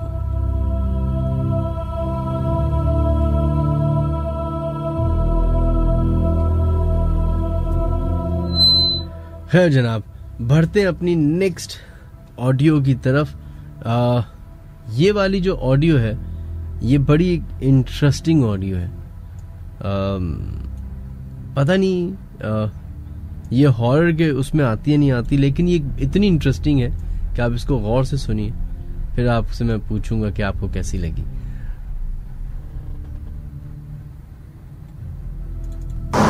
अस्सलाम वालेकुम मिनहाज, मैं फरह खान। वैसे तो बहुत सारी स्टोरीज है मेरे पास, डैलस की भी, जापान की भी, फिलीपींस की भी और अलास्का की तो बहुत ज़्यादा थी, लेकिन आज मैं जो आपको स्टोरी सुनाऊंगी वो है पाकिस्तान की। और वो तब की है जब मैं छोटी, इतनी भी छोटी नहीं थी, हाँ स्कूल गोइंग थी और पाकिस्तान में रहती थी। तो वो जो वाक़या है, मतलब ये बात मैं कभी नहीं भूल सकती और हम कजन्स मिल के अक्सर इसको डिस्कस करते हैं। तो ये तब की बात थी कि जब हम मेरे ख्याल से 6th-7th ग्रेड में होंगे। तो हम लोग की जो नेबरहुड था, मोहल्ला था, वहाँ पे एक आंटी रहती थी। तो पूरा एक कपल था जो कि बहुत ही हाईली एजुकेटेड लोग थे। उनकी जो बीवी थी वो PhD थी और शौहर भी माशाल्लाह बहुत अच्छी जॉब करते थे। तो वो बहुत ही, मतलब जैसे पढ़ाकू लोग नहीं होते, वो लोग अपने आप में मगन रहते थे। मोहल्ले वालों से मिलते ज़रूर थे, लेकिन इतना ज़्यादा आना जाना नहीं था। हम बच्चे जो थे उनके घर चले जाते थे, कभी खेलते हुए चले गए, कभी भाई की बॉल चली गई तो हम लोग उनके घर चले जाते थे। तो वो बड़ी अच्छी तरह वेलकम करके हम लोग को, जब भी मैं गई, खैर उनके बुक्स की, उनके घर की एक लाइब्रेरी थे, बुक्स हर तरफ, और वो पढ़ी रही होती थी कुछ ना कुछ बैठ के ना। तो बहरहाल तो हम लोग, याद है कि फिर ना अचानक 1 महीने तक हम लोग, फिर बच्चे थे अपने खेल में रहते थे, तो अचानक उन्होंने मतलब सबसे मिलना जुलना, इवन नज़र नहीं आने लगी ना वो। तो अम्मी वगैरह पूछती थी तुम लोग उस आंटी के घर गए थे? मैंने कहा, हम लोग कहते नहीं आंटी, अम्मी बहुत दिन हो गए हम लोग नहीं गए ना। तो सबको भी, मतलब सब देखते तो थे कि वो आ रहे हैं, कपल आ रहा है जा रहा है, कोई ग्रोसरी लेने या किसी से मिलने या गेट तक। तो फिर अचानक तो कुछ वो नज़र ही नहीं आती थी, दोनों नज़र नहीं आते थे ना। तो हम बच्चे जो थे बड़े क्यूरियस। मोहल्ले वाले वैसे भी क्योंकि उनके घर आना जाना नहीं था, वो इतना पसंद नहीं करती थी कि कोई उनके घर आ जाए, क्योंकि वो मसरूफ लोग थे पढ़ाई में या उसमें। तो बहरहाल उस दिन ना क्या हुआ कि हम लोग भाई वगैरह खेल थे क्रिकेट, और हम लोग बहनें वगैरह अपना बाहर खेल रही थी। तो हमने कहा चलो ना कुछ बॉल हमने जानबूझ के अंदर फेंक दिया कि ये लेने के बहाने हम अंदर चलते हैं। तो इत्तेफाक से जब हमने नॉक किया तो किसी ने दरवाज़ा नहीं खोला, लेकिन जब हमने पुश किया तो वो जो गेट था वो ऑटोमेटिकली खुल गया। और जब हम गए तो ना पूरे जो उनका घर था, बड़ा सा घर था, हर तरफ पत्ते, कूड़े, रैपर्स, कुछ खाए हुए प्लेट्स और इस तरह की चीज़ ना। हम बड़े हैरान थे कि ये क्या, आंटी कहाँ है। तो चुपके से जब हम गए हैं तो एक कमरा था, मतलब कमरा भी मैं क्या, इतना डार्क कमरा और अजीब सी बू थी उस कमरे में। तो हम लोग देखा, छुप के देखते हैं आंटी क्या कर रही हैं। तो देखा वो जो खातून थी वो झुकी हुई हैं, रोई जा रही थी। अच्छा, जब हम लोगों ने गौर किया तो रोशनी में देखा कि उस कमरे के अंदर एक कब्र बनी हुई है। हम बच्चे डर गए कि कमरे के अंदर कब्र कैसे बनी हुई है। तो ना हम लोग भागे डर के मारे, क्योंकि जाहिर सी बात है कि ये एक अजीब सा हौलनाक मंजर था कि मतलब कमरे का बीचों बीच ना कोई फर्नीचर था ना कुछ था, एक कब्र, ताज़ा कब्र बनी हुई थी और वो वहाँ बैठे हुए रो रही थी। तो हम लोग भाग के घर वापस आ गए ना, और सबके चेहरे पे हवाइयाँ उड़ी हुई थी और सब परेशान और सब। तो अम्मी को हमने बताया कि अम्मी ऐसा है, हम लोगों ने देखा है कि आंटी के घर पे ना कब्र है और वो रो रही हैं। तो अम्मी ने हम लोग को डांट दिया कि क्या तुम लोग फजूल बातें करते हो, जाके पढ़ाई करो अपनी। तो शायद अम्मी को यकीन नहीं आया, वो अपने काम में लगी हुई थी। तो हम भी खेल में मगन हो गए। अच्छा, फिर दूसरे दिन हम लोग, बच्चे होते हैं ना उस वक्त इतना जहन में होता नहीं कि हमने क्या देखा क्या नहीं देखा। दूसरे दिन दोबारा जब हम गेट खुला देखा ना तो हम अंदर गए तो देखा आंटी उस वक्त वो बैठी हुई थी वहाँ पे ना कुर्सी पे लेके, और हमें देख के ना गुस्से से कह ले कि चलो वापस जाओ तुम लोग। तो हमने कहा आंटी हम तो आपसे बात करने आए, आप इतने दिन से कहाँ हैं। उन्होंने ना हमें मतलब उनकी लुक्स जो थी इतनी खौफ ड्रॉनी थी कि हम खुद डर गए। वैसे तो इतनी मतलब इतनी लविंग तो पहले भी नहीं थी, लेकिन मतलब डांटती वाटती नहीं थी, हमें वेलकम करती थी, बुलाती थी। लेकिन उस दिन ना उनके चेहरे पे बहुत अजीब से एक तासुर था। वो हमें कह रही थी तुम लोग भाग जाओ यहाँ से, निकलो यहाँ से फौरन, सारे निकलो, तुम लोग कैसे अंदर आए। फिर उन्होंने गेट बंद कर दिया। फिर हम लोगों ने, जो हमारे चाचा वगैरह थे, मामू, उन सबको बताया कि ना हम लोगों ने ऐसा देखा आंटी के घर में कब्र। वो भी वो लोग सब कह लेंगे तुम लोग कैसे बातें करते हो। लेकिन थोड़ा सा वो लोग भी हैरान हुए, क्योंकि काफ़ी अर्से से ना उनके शौहर को लोग देख नहीं रहे थे आते जाते, जैसे वो जॉब पे जा रहे हैं या कुछ कर रहे हैं। तो न्यूज़पेपर वाला भी आता था तो वो बाहर फेंक के चला गया। तो सारे पेपर्स का एक ढेर लगा था कि मतलब उनको कोई कंसर्न नहीं था कि न्यूज़पेपर उठा लें या पढ़ लें। तो ना हमारे चाचा वगैरह ने बात की होगी मोहल्ले वालों से, तो उन्होंने कहा हाँ भाई पता करते हैं, क्योंकि उनको रफ़ीक साहब को बहुत अरसे से हम लोग बाहर नहीं देख रहे हैं, आते जाते कम से कम सलाम दुआ होती थी, तो पता तो करते हैं। तो बहरहाल जब इन लोगों ने दरवाज़ा खटखटाया तो वो खोले ना दरवाज़ा, और तो एक दो लड़के कूद के गए, क्योंकि घर से ना अजीब सी बदबू भी आ रही थी। तो वो दरवाज़ा खोल के वो लोग तोड़ के अंदर गए। अब अंदर गए हैं तो वो आंटी जो है वो ना अजीब से उनके चेहरे के तासरात, और सबको कही तुम लोग भाग जाओ यहाँ से, तुम यहाँ पे क्यों आए हो, तुम लोगों ने ट्रेसपैसिंग की है, तुम हमारे घर में क्यों कूदे हो। तो लोगों ने कहा कि हम आपकी खैरियत पूछने आए हैं, आप दोनों मियाँ बीवी बहुत अरसे से नज़र नहीं आ रहे बाहर, और आपके हस्बैंड क्या, हमें उनसे बात करनी है। तो वो कही वो नहीं है, वो गए हुए हैं, शहर से बाहर गए, आप लोग प्लीज़ यहाँ से चले जाएं। तो घर वालों सबको यकीन नहीं आया, और ऊपर से बदबू भी आई थी। तो बहरहाल जब अंदर जाके देखा तो वो कब्र, हमने जो जहाँ निशान हमने पहले बता दिया था, हमने ना उस कमरे में कब्र देखी थी। तो जब लोग गए तो वाकई एक कब्र थी। और जब ज़्यादा फिर मोहल्ले वालों ने पुलिस को बुला लिया कि घर के अंदर कब्र का क्या कॉन्सेप्ट है। खैर जब उन खातून से पूछताछ हुई तो पता चला कि उनके शौहर की डेथ हो गई थी हार्ट अटैक से, और ये जो थी वो उनसे इतनी मोहब्बत करती थी कि वो किसी को बताना नहीं चाहती थी। उन्होंने उनकी कब्र उस कमरे में ही बना ली थी।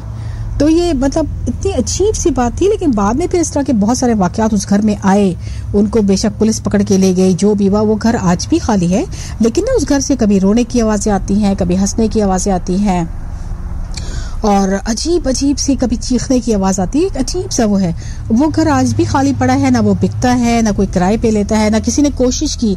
होता है ना कि जब बाज़ मकान खाली होते हैं तो लड़के कूद जाते हैं घर के अंदर और खेलते हैं, शरारतें करते हैं। ऐसा कुछ भी कोई उसके अंदर जा ही नहीं सकता था। मतलब ओपन गेट था, जो भी मर्जी चला जाए, लेकिन उसके बाद फिर कोई जा ही नहीं सकता था उस घर के अंदर। लेकिन अभी भी वो घर, मैं उस ना इलाके का नाम नहीं बताऊंगी, अभी भी वो घर मौजूद है और वहाँ से चीखने की आवाज़ें आती है, रोने की आवाज़ें आती है, जैसे कोई बहुत ज़्यादा तकलीफ में है। अब पता नहीं वाकई उनका हार्ट अटैक हुआ था, क्या हुआ था। वैसे तो ये कपल, हमें नहीं पता था कि ये लोग कितने आपस में क्लोज थे या क्या थे, लेकिन एक जैसे बहुत पढ़े लिखे लोग नहीं होते जो बहुत खुश हो जाते हैं, तो बस ना आए, घर के अंदर फौरन दाखिल हो गया और मोहल्ले वालों से कभी कभी अगर नजर आ गए तो सलाम दुआ भी। इतनी मतलब सोशल नहीं थे वो लोग कि लोगों को पता चलता कि किस नेचर के लोग थे, मतलब वो एक डिस्टेंस में रखते थे।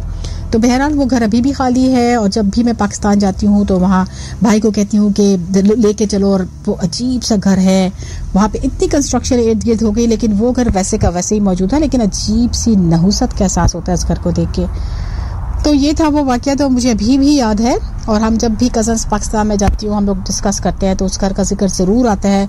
कभी मैं बहुत ज़िद करती हूँ कि चलो ले जाओ, मुझे वो दिखाओ, तो भाई वगैरह डांट देते हैं, लेकिन वो घर अब भी मौजूद है।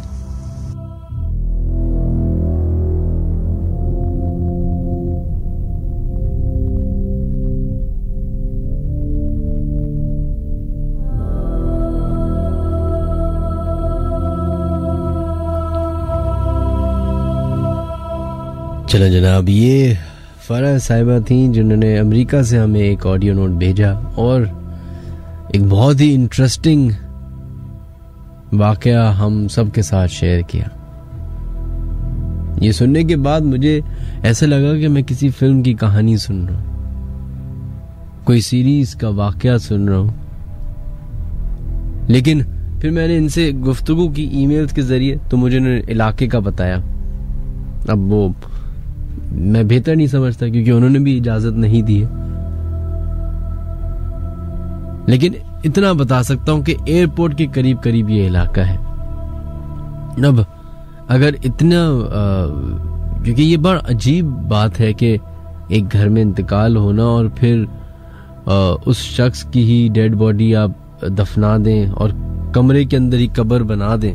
That's weird, right?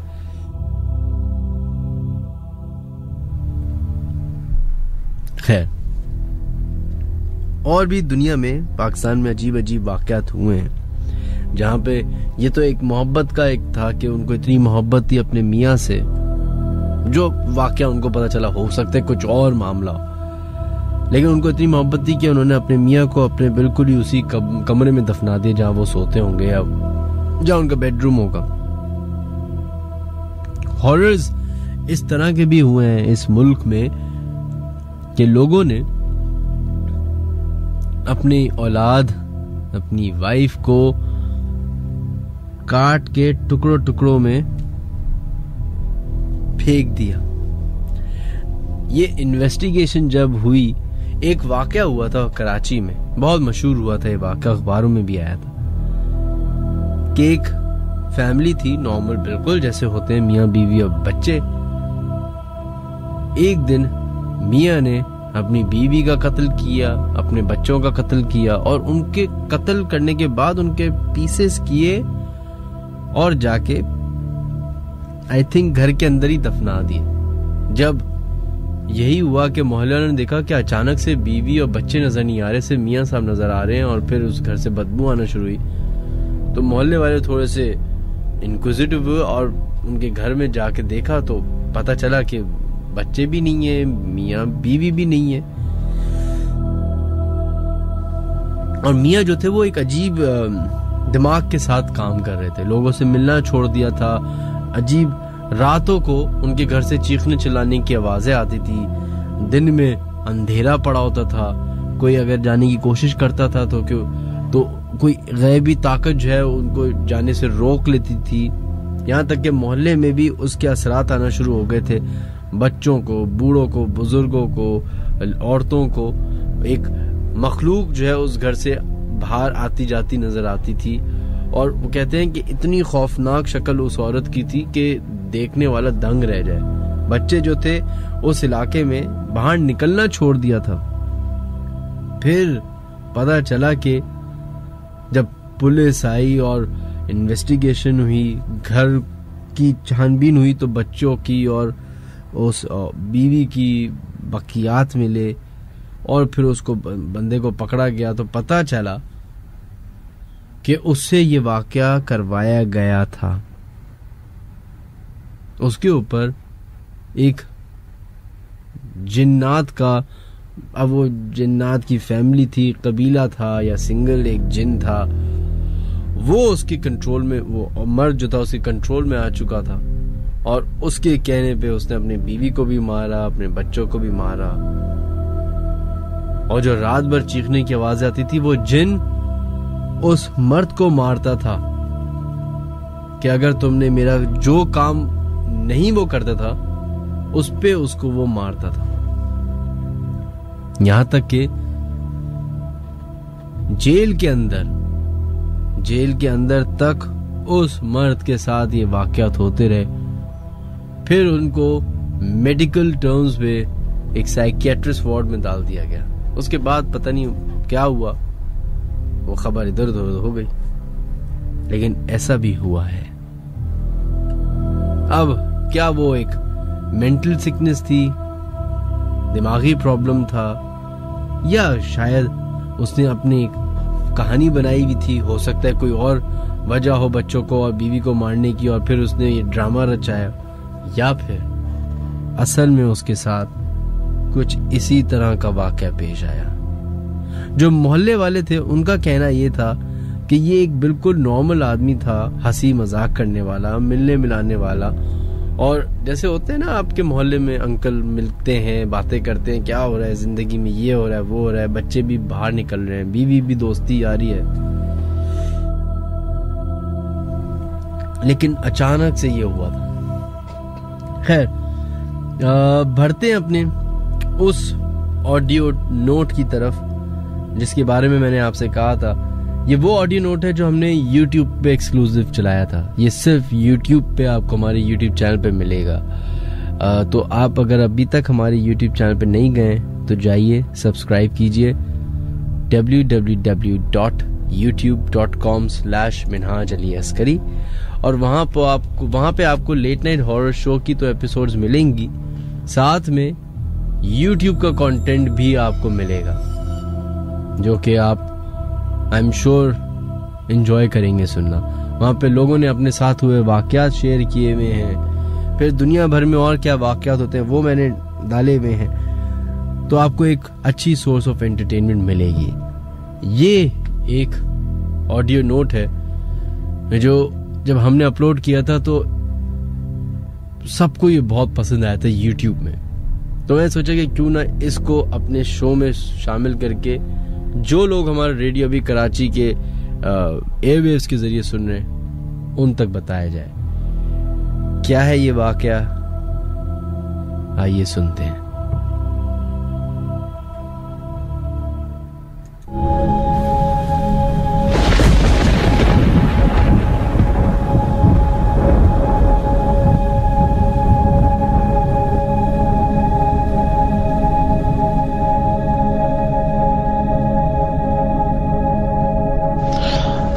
Hello Minaj, how are you?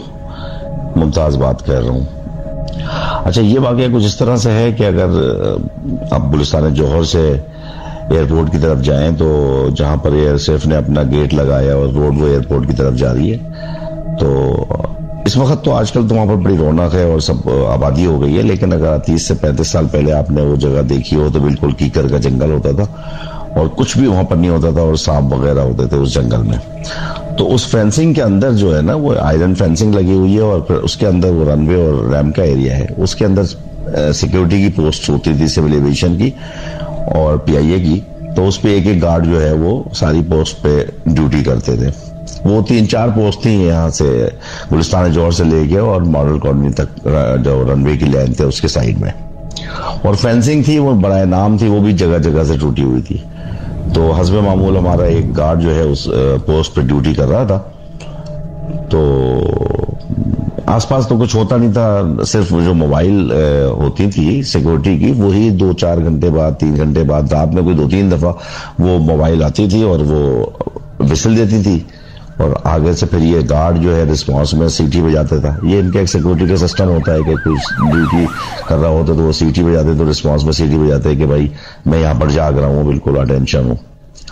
तो और वही मोबाइल जो है ना उनको रात में नाश्ता और चाय वगैरह ही प्रोवाइड करती थी, क्योंकि करीब में कोई भी कैंटीन किसी किस्म की कोई भी आबादी नहीं थी, बिल्कुल सुनसान होता था जंगल। तो हस्ब मामूल वो इसी तरीके से सिक्योरिटी के अफसर जो है वो गश्त पर आए, उन्होंने विसिल दी, लेकिन उस पोस्ट से कोई जो है ना रिस्पांस में सीटी की आवाज नहीं आई। तो उन्होंने कहा चलो यार देखो, या तो ये सो गया है गार्ड या कोई और मसला है। जैसे ही वो पोस्ट की तरफ आए तो उन्होंने देखा कि पोस्ट के दरवाजे पे वो गार्ड जो है वो आधा अंदर दरवाजे को और आधा बाहर नीचे गिरा हुआ बेहोश पड़ा है। खैर उसको उठाया, ले गए, ट्रीटमेंट करवाई, वहीं पीआईए की अपनी डिस्पेंसरी है हेड ऑफिस में। जब उसको होश आया आधे एक घंटे बाद कंट्रोल रूम में ले आए अपने सिक्योरिटी के, उसको कहा तुम आराम कर लो सोफे पे। फिर जब उसको होश आया तो उससे पूछा कि भाई क्या ऐसा वाकया हुआ था, तुम वहां पर बेहोश पड़े हुए थे? तो उसने बताया कि साहब मैं तो नॉर्मल अपनी ड्यूटी कर रहा था, बिल्कुल होश आवास। तो मैंने देखा कि कीकर के जंगल में से एक औरत जो है वो निकल के आई है, एज का मुझे अंदाजा नहीं हुआ दूर से, और वो मेरी तरफ बढ़ रही है। तो मैंने वहां से चीख की आवाज लगाई, कौन हो तुम और कहाँ जा रही हो? लेकिन वो मुस्तकिल मेरी तरफ पोस्ट की तरफ बढ़ती चली आ रही थी। उस पोस्ट में एक खिड़की थी और एक दरवाजा था, छोटा सा एक कमरा होता है 8 बाय 8 का, ये पोस्ट होती है, टेलीफोन होता था और एक पंखा और लाइट। तो वो मेरी पोस्ट की तरफ बढ़ती चली आई और खिड़की की तरफ से आई, काफी मतलब खूबसूरत थी, फुल मेकअप में थी वो। और जिस वक्त वो करीब आई तो फिर मेरे जिस्म में ना एक लर्जा तारी हुआ, जैसे पता नहीं क्या हो गया, घबराहट तारी हो गई, पल्स मेरी चलने लगी, हार्ट बीट तेज हो गई। तो मैंने खिड़की में वो आके और मुझे झांकने लगी। तो मैंने सुना था बचपन में कि मतलब जितनी भी ये चुड़ैलें वगैरह होती है ना उनके पैर उल्टे होते हैं। ये मेरे जहन में बात आई। तो जैसे वो खिड़की की तरफ आई तो मैं भाग के जो है ना वो दरवाजे की तरफ गया। इतनी सी देर में वो पलट के दरवाजे की तरफ आ गई। तो मैं उसके पैरों की तरफ देख रहा था कि मैं इस चीज को कंफर्म कर सकूं कि ये चुड़ैल है। तो इतनी देर में उसने मेरे शोल्डर पे हाथ रखा और कहने लगी कि हम तो आपसे मिलने आए, आप हमारे चेहरे की तरफ देखें, पैरों की तरफ क्या देखना है। तो बस ये सुन तो लिया मैंने, लेकिन सुनने के बाद ही मुझे फिर होश नहीं रहा, मैं गिर गया। और होश तो मुझे जब आया जब आपको मैंने डिस्पेंसरी में देखा कि मैं ट्रीटमेंट कर रहा हूं, मैं यहां पड़ा हुआ हूं। उसके बाद मुझे होश नहीं आया। तो वो तो उसने तो ड्यूटी पे जाने से इनकार कर दिया फिर, लेकिन फिर हमारे जनरल मैनेजर सिक्योरिटी ने ये ऑर्डर कर दिया कि उस पोस्ट पे कभी भी सिंगल गार्ड ड्यूटी नहीं करेगा। हमेशा जब भी गार्ड ड्यूटी करेंगे 2 गार्ड ड्यूटी करेंगे। आज तो एयरपोर्ट सिक्योरिटी फोर्स की बहुत सारी पोस्टें हैं, लेकिन आज भी उन पोस्टों पे 2 गार्ड ड्यूटी करते हैं, एक सिंगल नहीं करता। आपने देखा होगा, सुना होगा कि 4-5 साल पहले दहशतगर्दों ने एयरपोर्ट पे जिस जगह से हमला किया था कार्गो की तरफ से, जो पुराना 3 नंबर टर्मिनल था उसको कार्गो में शिफ्ट कर दिया गया है। दूसरी एयरलाइन के कार्गो डिपार्टमेंट और इमीडिएट कार्गो जो डिलीवरी है सेक्शन वो बना दिया है। तो इसी तरीके से हमारा पीआईए का भी कार्गो सेक्शन, इमीडिएट कार्गो जो होता है ना डिलीवरी के लिए, जैसे लाइक ब्लड सैंपल होते हैं, ह्यूमन आइज आती हैं श्रीलंका से, या न्यूज़पेपर वगैरह होता है, या ऐसा कोई जो है इमीडिएट डिलीवरी के लिए, तो वहां पर एक काउंटर है, वहां पर कस्टम वाले भी होते हैं और एयरपोर्ट सिक्योरिटी फोर्स की ड्यूटी होती है गेट पे। तो हमारे भी 2 लड़कों की वहां पर ड्यूटी थी, नाइट ड्यूटी होती है, डे ड्यूटी होती है। तो नाइट में 2 लड़के थे, तो वो लोग ड्यूटी कर रहे थे। तो उन दोनों में से एक लड़का बोलने लगा दूसरे से कि यार मेरी खाला के पास जो है ना वो जिन्नात की हाजिरी होती है और जिन्नात बुलाती हैं और उनके मौक्कल है। वो इस किस्म के किस्से सुना रहे थे, रात के 2-2:30-3 बजे का टाइम था। अच्छा, ये मैं आपको बताता चलूं कि वो जो जगह है वो रिस्ट्रिक्टेड एरिया है।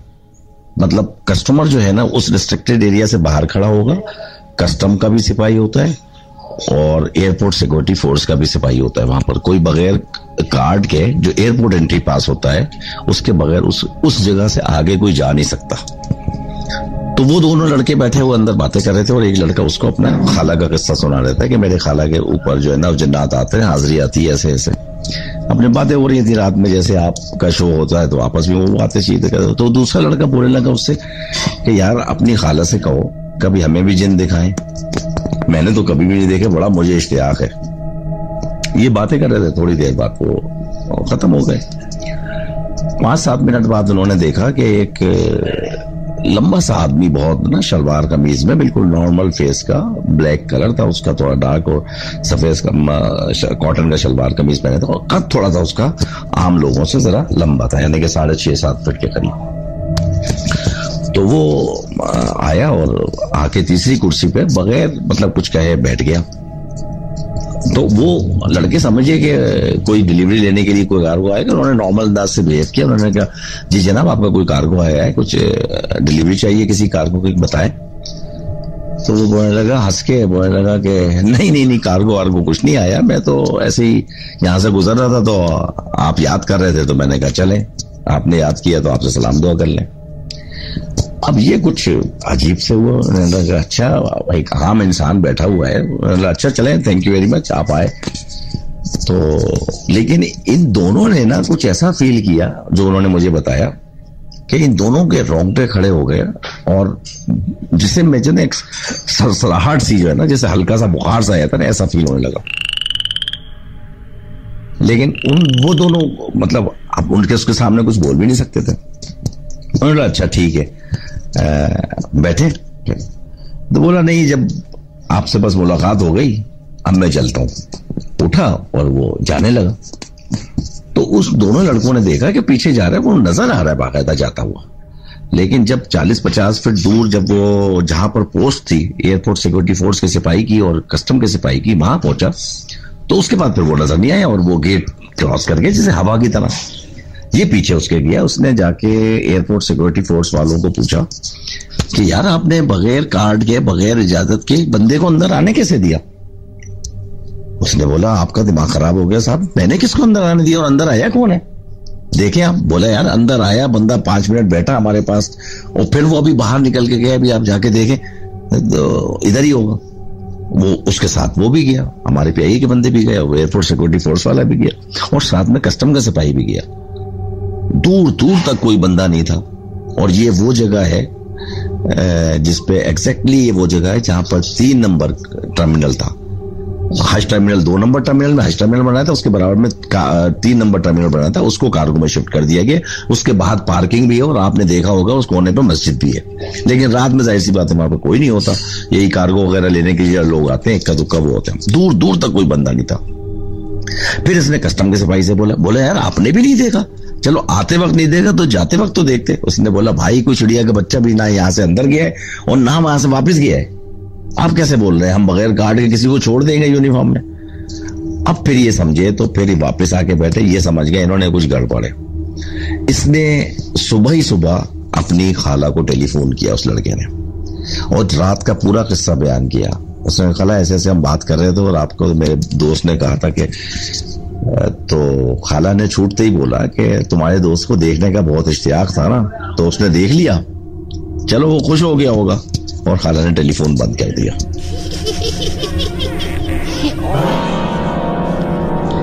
हम लोग, हमारे पेरेंट्स जो है ना, वो माइग्रेट करके इंडिया से सिंध का एक शहर है शिकारपुर, आप जानते होंगे नाम से, वहां आकर सेटल हुए थे। और जैसा कि आप जानते हैं कि जब माइग्रेशन हुई तो हिंदू लोग, जो फैमिलीज सिंध में रहती थी, वो इंडिया शिफ्ट हुई, और जो इंडिया से माइग्रेट होकर महाजरीन आए तो उनको वो वाले घर दिए गए जो हिंदू यहाँ से छोड़ के गए। तो हिंदू फैमिलीज अपने जो वो जरूरी सामान और जो कीमती चीजें थी, कपड़े पर, वो तो ले गए, जो बड़े फर्नीचर और सामान थे वहीं पर छोड़ के चले गए। उन्हीं में से एक घर मेरे दादा ने और वालिद साहब ने क्लेम में ले लिया। उस घर में नीचे 5 कमरे थे, 3 स्टोरी मकान था, और फर्स्ट फ्लोर पे हम लोग रहते थे जिसमें 3 कमरे, वरांडा और थोड़ा सा आंगन था, और उसके ऊपर छत थी जिसमें गर्मियों में सोते थे। उस जमाने में लाइट भी नहीं थी, फिर बाद में मेरे फादर ने लाइट वगैरह लगवाई। तो उसमें बहुत सारा सामान ऐसा पड़ा हुआ था जो हम लोग इस्तेमाल भी करें, और हमारे इस्तेमाल में तखत थे, जैसे चरपाइयाँ थी, और भी बहुत सारा सामान था। कुछ सामान उनका ऐसा था जो बिल्कुल ही बंद पड़ा था। नीचे वाला पोर्शन जो है वो, उसमें हमने उस जमाने में वो बैठक कहलाती थी, आजकल ड्राइंग रूम कहलाता है, वो बैठक बना दी थी। कोई मेहमान आता था तो हम उसमें मतलब ठहराते थे। प्लस मेरी नानी जो है ना, वो 2-2, 3-3 महीने हमारे घर रहती थी, तो वो उसमें सोती थी।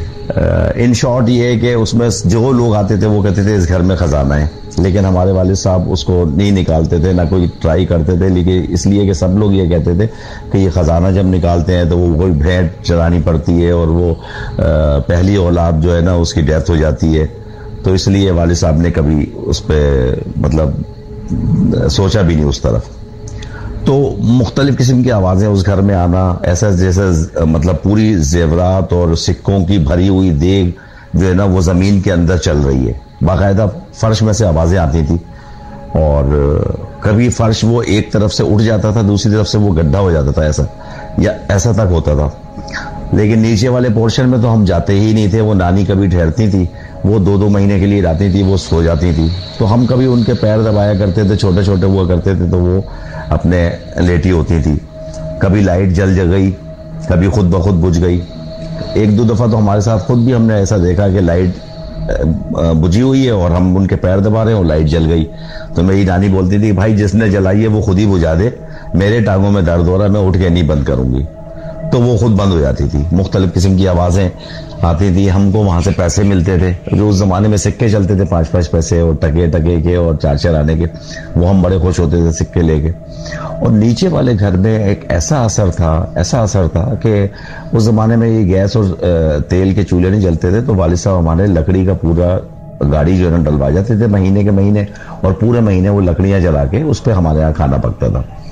तो कभी वालदा जो है कहती थी रात के वक्त खाना पका रहा है तो चलो नीचे से जाके लकड़ियां ले आओ, तो बच्चों का काम होता था नीचे से लकड़ियां लाना, तो वो हमारे लिए एक अजाब हो जाता था लकड़ियां लाना। हम 2 भाई बहन 3 भाई बहन मिल के जाते थे वो लकड़ियां लेने, और बस जल्दी से लकड़ियां उठाई उस कमरे में से और ऊपर भागे। ऐसा लगता था कि यहाँ पर कोई मौजूद है।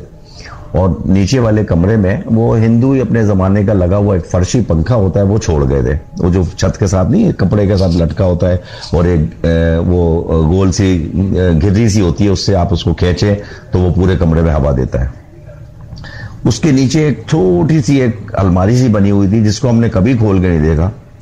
उसको खोल के देखने में ऐसा होता था कि रोंगटे खड़े हो जाते थे, लेकिन बस हम किस तरीके से रहे उस घर में, वजह उसकी ये थी कि हमारे एक दादा थे, दादा के भाई यानी मेरे वालिद साहब के चचा, हम उनको सूफी दादा कहते थे, सब लोग उनको सूफी साहब कहते थे। उन्होंने शादी नहीं की थी और वो वाकई बहुत पहुंचे हुए बुजुर्ग थे, और यानी उनके पास मवक्कल वगैरह भी थे। तो उन्होंने एक हिसार सा कर रखा था अपने औलाद के ऊपर, हम सबके ऊपर, कि भाई वो लगता है कि मेरे बच्चों को नुकसान ना पहुंचे, बाकी आपका जो काम है करो। और वाकई हकीकत में ये है कि हम 47 से माइग्रेट होके आए, सारे भाई बहनों की पैदाइश भी वहीं पर उसी घर में हुई, पले बड़े। 72 में हम लोग कराची शिफ्ट हुए, लेकिन उस घर में कभी हमको कोई परेशानी नहीं हुई सिवा, लेकिन मौजूदगी का एहसास वो जरूर दिलाते थे। छोटी छोटी चीजें थी वो गुम हो जाती थी, फिर कहीं ऐसी जगह से मिलती थी जहां तसव्वुर भी नहीं कर सकते आप उनको रखने का। लाइट बुझी हुई जल गई, जली हुई बुझ गई, और कोई ऐसे जरूरी चीज, कैंची, अम्मी मेरी पान खाती थी उसका सरोता, पानदान पूरा गायब हो जाता था, और खाने पीने की चीजें गायब हो जाती थी, और वो छत पे मिलती थी। फिर जाके वो अम्मी हमें डांटती थी कि भाई ये छत पे क्यों ले गए? अरे भाई हम नहीं छत पे ले गए अम्मी, वो पूरा खाना पीने का सामान उठा के छत पे कोई रख देता था। तो इस टाइप के बेइंतहा वाकयात हमारे बचपन में गुजरे उस घर के साथ। और मैं जैसे स्कूल में पढ़ता था तो एक ऊपर की मंजिल थी जिसपे पुरानी डेस्क और कुर्सियां वगैरह जो है पुराना फर्नीचर डाल देते थे, लेकिन टीचर लोग मना करते थे कि उस छत पे कोई ना जाए। तो हाफ टाइम हुआ रिसेस जिसको बोलते थे, और मैं उसके ऊपर चला गया शैतानी में। तो वो इतनी जोर से मुझे एक जिन ने थप्पड़ मारा था, वो मुझे तो नहीं पता चला, मैं तो बचपन में था कि जिन था, कि मुझे 3-4 दिन तक बुखार आया और एक टीचर गोद में उठा के मुझे घर लेके आए। जब सूफी दादा ने देखा तो वो फिर उन्होंने बताया कि ये तुम क्यों गए थे ऊपर छत पे जब तुम्हें टीचर ने मना किया था। अब मैं उनकी बात समझा नहीं, तो फिर उन्होंने अम्मी को मेरी और अब्बा को बताया कि इसको जिन ने मारा है। हमारा उन्होंने दम किया, मुझे 6-7 दिन तक बुखार चढ़ा, और वो हाथ का निशान मेरी कमर पे तकरीबन यानी कि 30-40 साल तो रहा होगा। अब मैं बिल्कुल यानी कि ओल्ड एज में आ गया हूँ। उस वक्त तक भी अगर गौर से कोई बहुत देखे तो एक आध फिंगर का निशान मेरी कमर पे अभी भी बना हुआ है। थैंक यू वेरी मच, और अल्लाह आपको खुश रखे।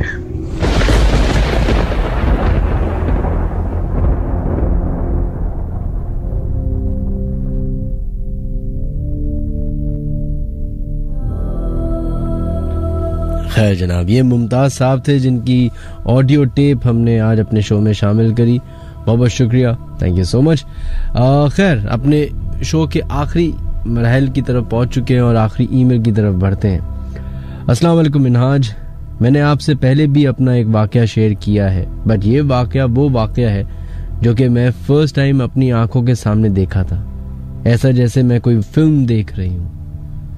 ये बात 2008 की है। मैंने उन दिनों अपने बहनोई का ऑफिस ज्वाइन किया था नया नया। खैर, वहां पर एक लड़का था जो कि पश्तो फैमिली से था। उन दिनों उसकी शादी का सिलसिला चल रहा था। वो लड़का गुलशन मेमार में रहने वाला था और वो लड़का काफी लेट अपने घर जाया करता था। आपको पता है मिनहाज कि वहां मेरे ख्याल से उस वक्त जिस वक्त की मैं बात कर रही हूं, तो उस वक्त तो वहां काफी सन्नाटा हुआ करता था। रात के 2 बजे 2:30 बजे, खैर ऐसे ही मैं अपने रूटीन के हिसाब से तैयार होकर अपने छोटे भाई के साथ ऑफिस गई। मेरा छोटा भाई भी मेरे साथ ही ऑफिस में होता था। जब मैं ऑफिस में गई, अपने रूटीन के काम देखने लगी, इतने में वो लड़का आया। उसने मुझसे अपनी फाइल मांगी, तो मैंने कहा कि तुम वेट करो, मैं फाइल लेकर आती हूँ। ये कहकर मैं फाइल लेने चली गई। मुझे मेरे ख्याल से 10 मिनट ही लगे होंगे वापस आने में। तो मैंने देखा जिस रूम में मैंने उस लड़के को वेट करने को बोल के गई थी, कि वहां पूरा स्टाफ एकदम खामोशी से खड़ा है और वो लड़का चेयर पर बिल्कुल ऐसे बैठा है जैसे कोई मूवमेंट ना हो उसमें। आंखें उसकी लाल कलर की। मैंने पूछा कि इसको क्या हुआ है, ऐसे क्यों बैठा है, तो मुझे इशारा करके खामोश करा दिया गया। खैर, मैं इन बातों पर यकीन तो करती थी, तो मैं परेशान तो नहीं हुई, हाँ, मगर एक अजीब सी कैफियत हो गई उस माहौल से। हालांकि मुझे अभी किसी ने ये बताया नहीं था कि इसको क्या हुआ है।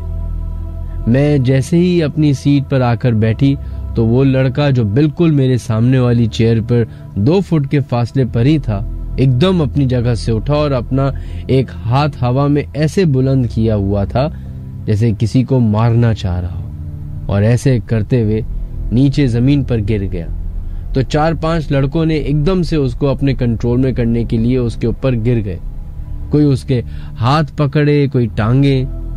मिनहाज, मैं सिर्फ इन सब बातों को अपने बड़े बुजुर्गों से सुनती आई थी कि जब जिन आते हैं इन इंसानों पर तो क्या हालत होती है।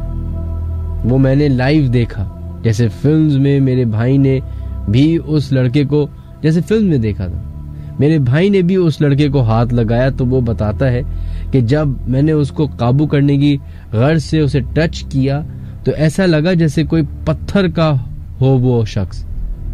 किसी इंसान की तो बॉडी लग ही नहीं रही थी वो। खैर मिनहाज, बड़ी मुश्किल से उसको कंट्रोल किया, फिर उसको वापस चेयर पर बिठाया।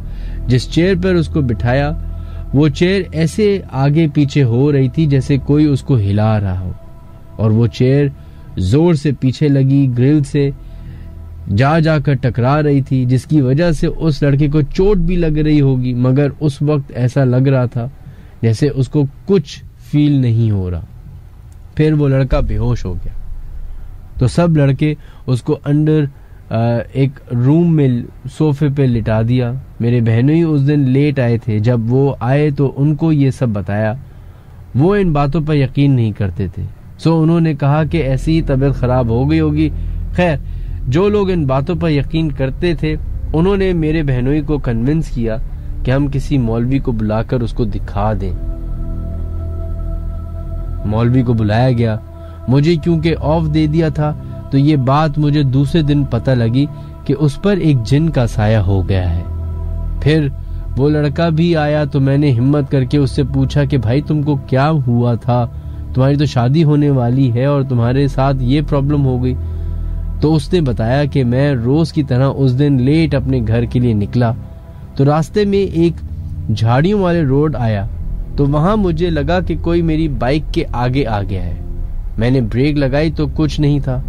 खैर, मैं घर आ गया और फिर ये सब मेरे साथ हो रहा है। मिनहाज, उस लड़के को याद नहीं रहता था कि उसको कितनी चोटें लगी थीं उस टाइम, मगर हम उसको बात बताते थे कि तुम्हारे साथ ये सब होता है, तुमको पता ही नहीं चलता। उसने कहा, नहीं, अक्सर अपने साथ हुई भी बात अपने किसी दोस्त को बताते बताते ही बिल्कुल ऐसे हो जाता है जैसे पत्थर का बन गया हो। 30 मिनट तक बिना पलके झपकाए वो सामने देखता रहता है, फिर उस पर दम दुरूद करते, क्योंकि कोई नॉर्मल बंदा 30 मिनट तक आंखें खोले नहीं रख सकता।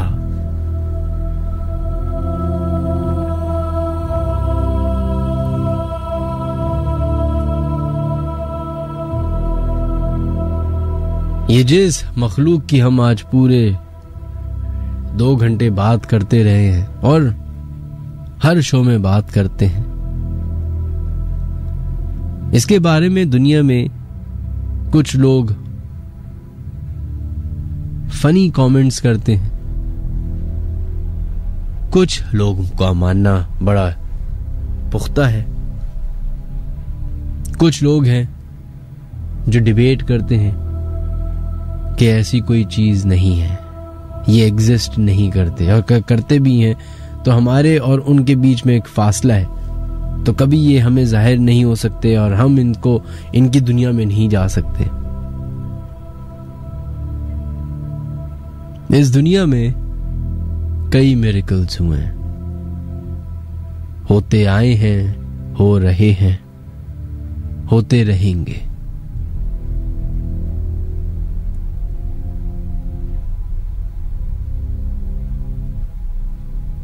एक बात याद रखिएगा, कभी भी किसी की एग्जिस्टेंस को चैलेंज मत करेगा।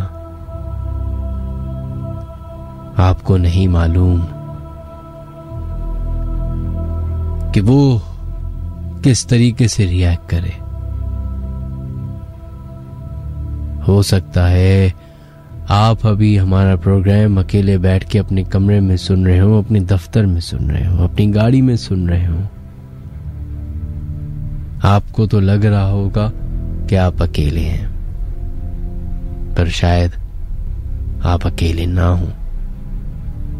शायद उसी जगह पे ये मखलूक भी मौजूद हो जिसकी एग्जिस्टेंस पे आप सवाल उठा रहे हैं। हो सकता है वो अपनी एग्जिस्टेंस आपको शो कर दे। हो सकता है कि जिस मखलूक को आप नहीं देख सकते वो मखलूक आपको देख सकती है, और शायद अभी आपके इर्द गिर्द ही मौजूद है। अपना बहुत ज्यादा ख्याल रखिएगा। हमारे YouTube चैनल को जरूर जाके सब्सक्राइब कीजिए और बेल आइकॉन को जरूर दबाइएगा। एक चीज मैं अपने YouTube चैनल की जरा स्केड्यूल आपको बता देता हूं। मंडे, ट्यूसडे, वेडनेसडे, थर्सडे, इन 4 दिन हमारे हॉरर टेप्स यानी कि सिंगल एपिसोड्स हॉरर स्टोरीज की अपलोड हुआ करेंगी रात 12:15 पे। फ्राइडे को लेट नाइट हॉरर शो का एपिसोड ऑन एयर हुआ करेगा एग्जैक्ट 12:15 बजे। सैटरडे एक सरप्राइज एलिमेंट हुआ करेगा, और संडे को 12:15 बजे रात के हॉरर लाइव स्ट्रीम होगी, जहां पे दुनिया भर से जो लोग हमारा प्रोग्राम सुनते हैं वो हमें वहां पे ज्वाइन कर सकते हैं और अपने साथ हुए वाकयात हमसे शेयर कर सकते हैं। जाते जाते हमारा ईमेल एड्रेस नोट कर ले, official.minhajaliaskari@gmail.com। यहां पे आप लोग अपने साथ हुए वाकयात हमसे शेयर कर सकते हैं, रिटन फॉर्म में भी, और अगर आप चाहें तो अपनी वाकयात रिकॉर्ड करके हमें भेज सकते हैं। अपना ख्याल रखिएगा। खुदा हाफिज।